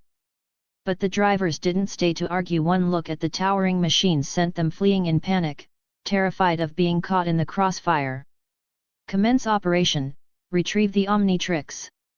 From the shoulders of the two giant robots, smaller spider drones detached. Their heads glowed red as they hovered into the air, emitting sharp mechanical screeches before streaking toward their targets. 4 spider drones in total. Just a bunch of small fry, Snarrow said coolly. He was just about to move when a streak of blue lightning shot past him, stirring up a violent gust. Whoosh! In the blink of an eye, XLR8 appeared beneath the spider drones, spinning rapidly. A massive whirlwind burst upward, forming a blue tornado that swallowed the smaller machines whole. Not bad, Snarrow remarked, retracting his bandages. When the whirlwind dissipated, the 4 spider drones crashed heavily to the ground, crushed flat into a pile of mangled metal. Sparks flickered across their broken bodies as short circuits crackled through them. XLR8 let out a short, cold snort and kicked one of the wrecked drones away. It tumbled across the ground and landed beside the still unconscious Rojo. Your turn, XLR8 said, turning to face the towering robots ahead. Snarrow stepped forward. 1 each, he said evenly, his tone calm and composed. First come, first served. XLR8 grinned, then vanished in a flash of blue. An instant later, he reappeared beneath one of the massive robots, already locked in a fierce clash. Snarrow scanned the area, then flicked his wrist. His bandages lashed out, wrapping around a nearby traffic light. With a powerful pull, he swung himself forward, hurtling toward the other giant robot. Rojo's eyelids twitched. Slowly, she opened her eyes. The first thing she saw was a heap of strange mechanical debris, yellow and red pieces scattered across the ground, flickering with bursts of electricity. ZZZZT. Suddenly, a metallic tentacle shot out from the wreckage, striking like lightning. It lunged forward and pierced into Rojo's neck. Chapter 74, Chapter 74, The Green Squid Face. A wave of searing pain tore through her body, flooding every cell. Rojo screamed, clutching her head as she slammed it against the hard ground over and over. It felt like her skull was about to burst. At the same time, her body began to change in horrifying ways. Her once pale skin turned a deep, blood red. A red film crept across her eyes, and sharp iron claws burst from her fingertips, gleaming with a cold metallic light. From her shoulders, twin scarlet energy lenses emerged, pulsing faintly with a menacing glow. What's happening to me? Have I turned into a monster? Rojo stared in shock at her claws. The agonizing pain that had overwhelmed her moments ago suddenly faded like a receding tide replaced by a rushing, intoxicating surge of power. Can you hear me, Earthling? A deep, gravelly voice boomed in her mind. Who are you? Rojo gasped, looking wildly around. No questions. The sharp tone sent a shiver down her spine. Her surroundings blurred. Suddenly, she felt as if she were floating in the vast emptiness of space. Before her loomed an enormous head, octopus-like, its skin a sickly green and its features twisted and grotesque. The creature's cold eyes fixed on her with predatory focus. Listen carefully, Vilgax said slowly. You now possess power beyond anything you can imagine. But you don't yet know how to wield it, unless I teach you. Who are you? Why are you in my head? Rojo demanded. That's not something you need to know. Just do as I command. Who do you think you are? Rojo snapped. I only listen to myself. The words had barely left her mouth when agony exploded in her skull once more. The pain was so intense she let out a broken cry. Vilgax's eyes narrowed. You should be grateful you still have value. Obey me or face annihilation. Choose wisely. Rojo froze, trembling, before finally lowering her head in silence. The highway was a war zone, shattered and burning. Snarrow hovered in midair, his bandages whipping in the wind before he dropped steadily in front of a towering robot. Target acquired. The robot's eyes flashed crimson. It raised its claw and fired a beam of searing red energy. Boom! The laser struck the ground with explosive force. Red light flooded the scene, and the resulting shockwave sent cars flying like toys, crashing and tumbling in every direction. Dust and debris filled the air. The giant robot's scanners swept back and forth, searching for its target. It never noticed the white bandages silently creeping up from beneath the dust, wrapping around its massive legs and climbing higher. Within seconds, the bandages reached its head and from them, Snarrow emerged, his form solidifying atop the mechanical titan. His eyes glowed an eerie green. With a flick of his hands, two powerful bands of writhing cloth shot forward, spearing into the robot's eyes and shredding its inner mechanisms. The robot screeched, claws scraping into its own face as it tried desperately to rip the bandages out. But Snarrow's bindings had already burrowed deep into its central core, tearing through countless circuits and delicate components. Its movements became erratic, slowing rapidly. Zzzt. A surge of electricity crackled through its frame before it froze, then collapsed with a thunderous crash. The impact crushed several cars beneath it, scattering metal fragments and debris in every direction. Snarrow extended a bandage toward a nearby tree, pulled tight, and swung gracefully onto a branch. The motion was fluid, effortless.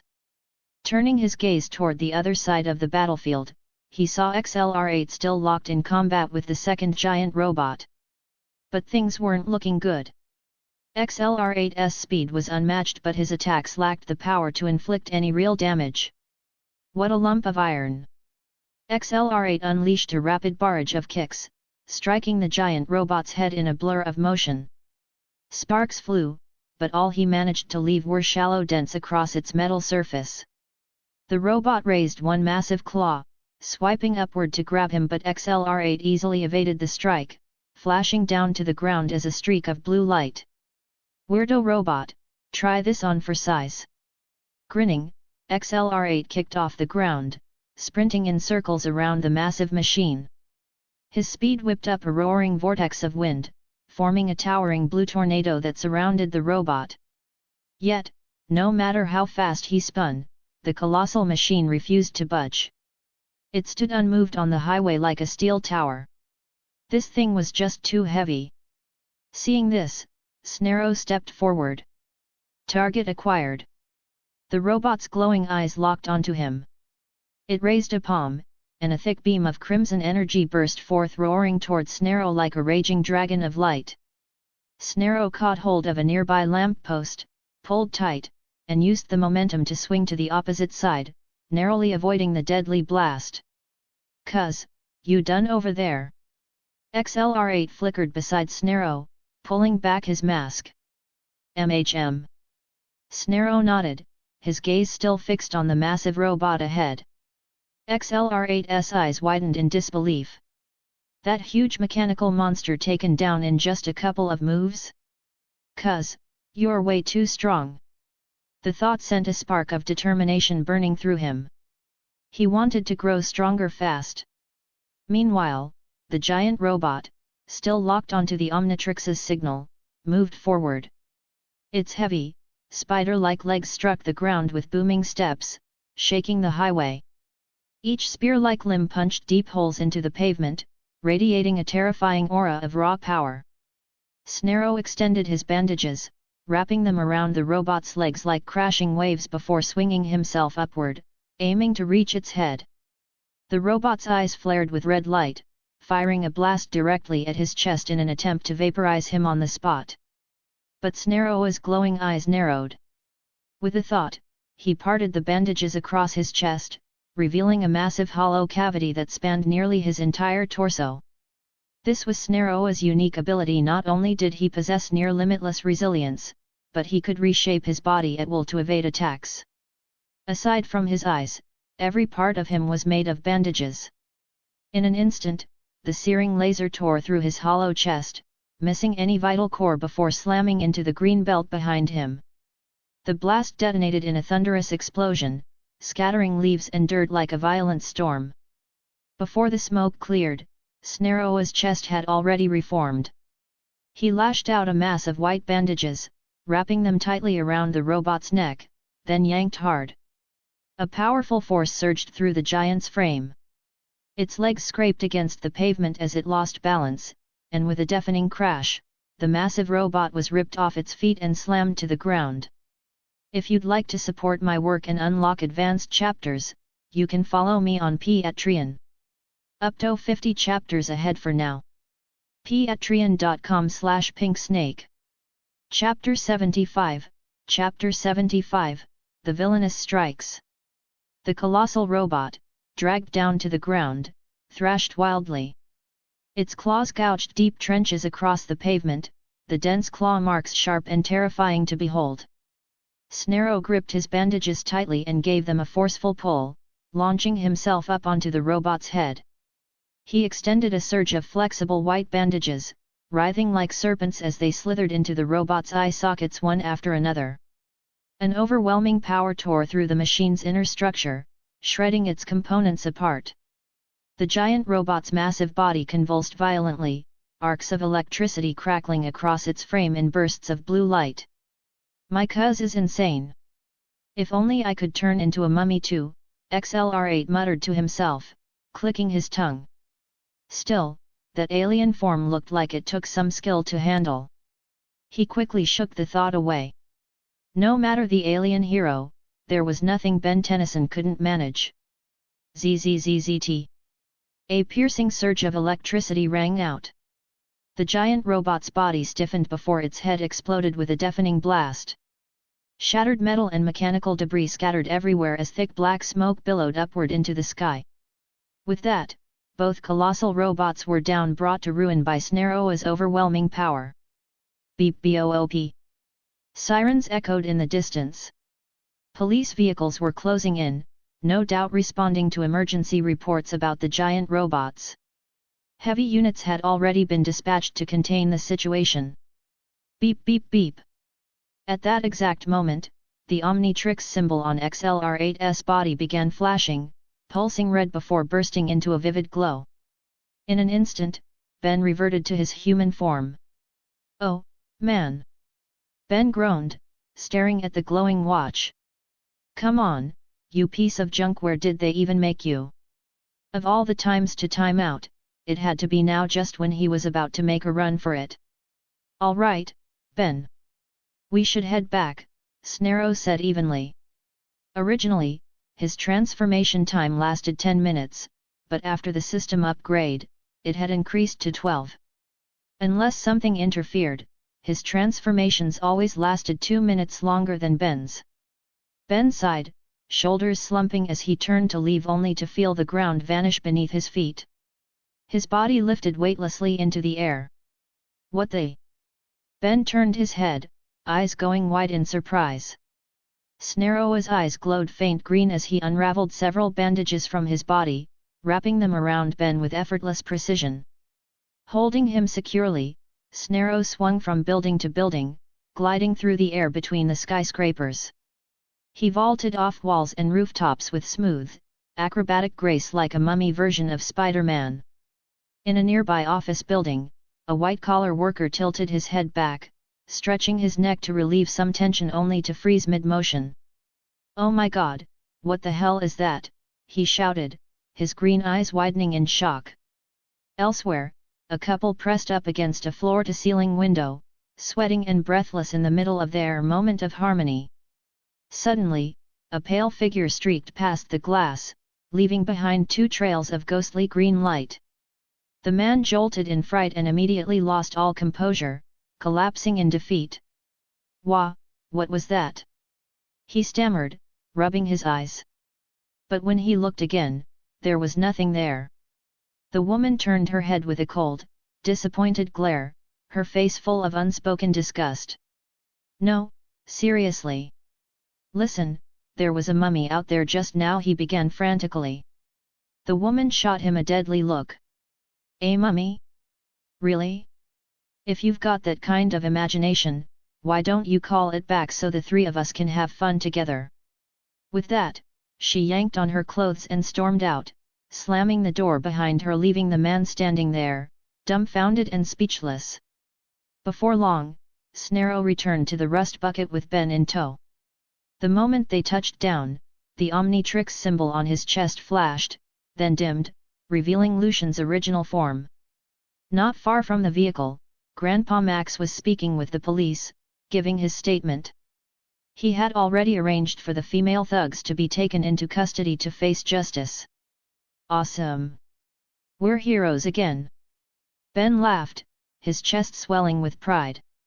But Lucian's expression darkened. He glanced around, scanning every direction. There was no sign of Rojo anywhere. It was as if she had vanished into thin air. The wail of police sirens pierced the air. After cuffing the female criminals, officers escorted them into their patrol cars and drove off toward the city. Once things were settled, the group boarded the rust bucket again, continuing toward their next travel stop. None of them noticed the two faint, crimson lights flickering in a shadowy alleyway, watching their vehicle fade into the distance. The rust bucket roared along the winding mountain road, racing past thick forests that blurred into streaks of green. Grandpa Max kept his eyes on the road, smiling as he said, "Good thing you two heroes were around today. Otherwise, the people in that city would have been in real trouble." "No problem. That's what superheroes do," Ben said with a grin, grabbing a handful of Sumo Slammer's corn chips and shoving them into his mouth. After saving a bunch of people, he figured he deserved a reward. "Ugh, look at you, all smug," Gwen huffed, though her color had mostly returned. Earlier, she had burned through nearly all her magic to hold back the collapsing boulders on the bridge. She'd nearly fainted, but thanks to Grandpa getting her back to the rust bucket in time, she recovered after a short rest. "Grandpa, what about that gang leader?" Lucian suddenly asked. "I didn't see her anywhere." Grandpa Max paused. "Now that you mention it, I didn't see her either."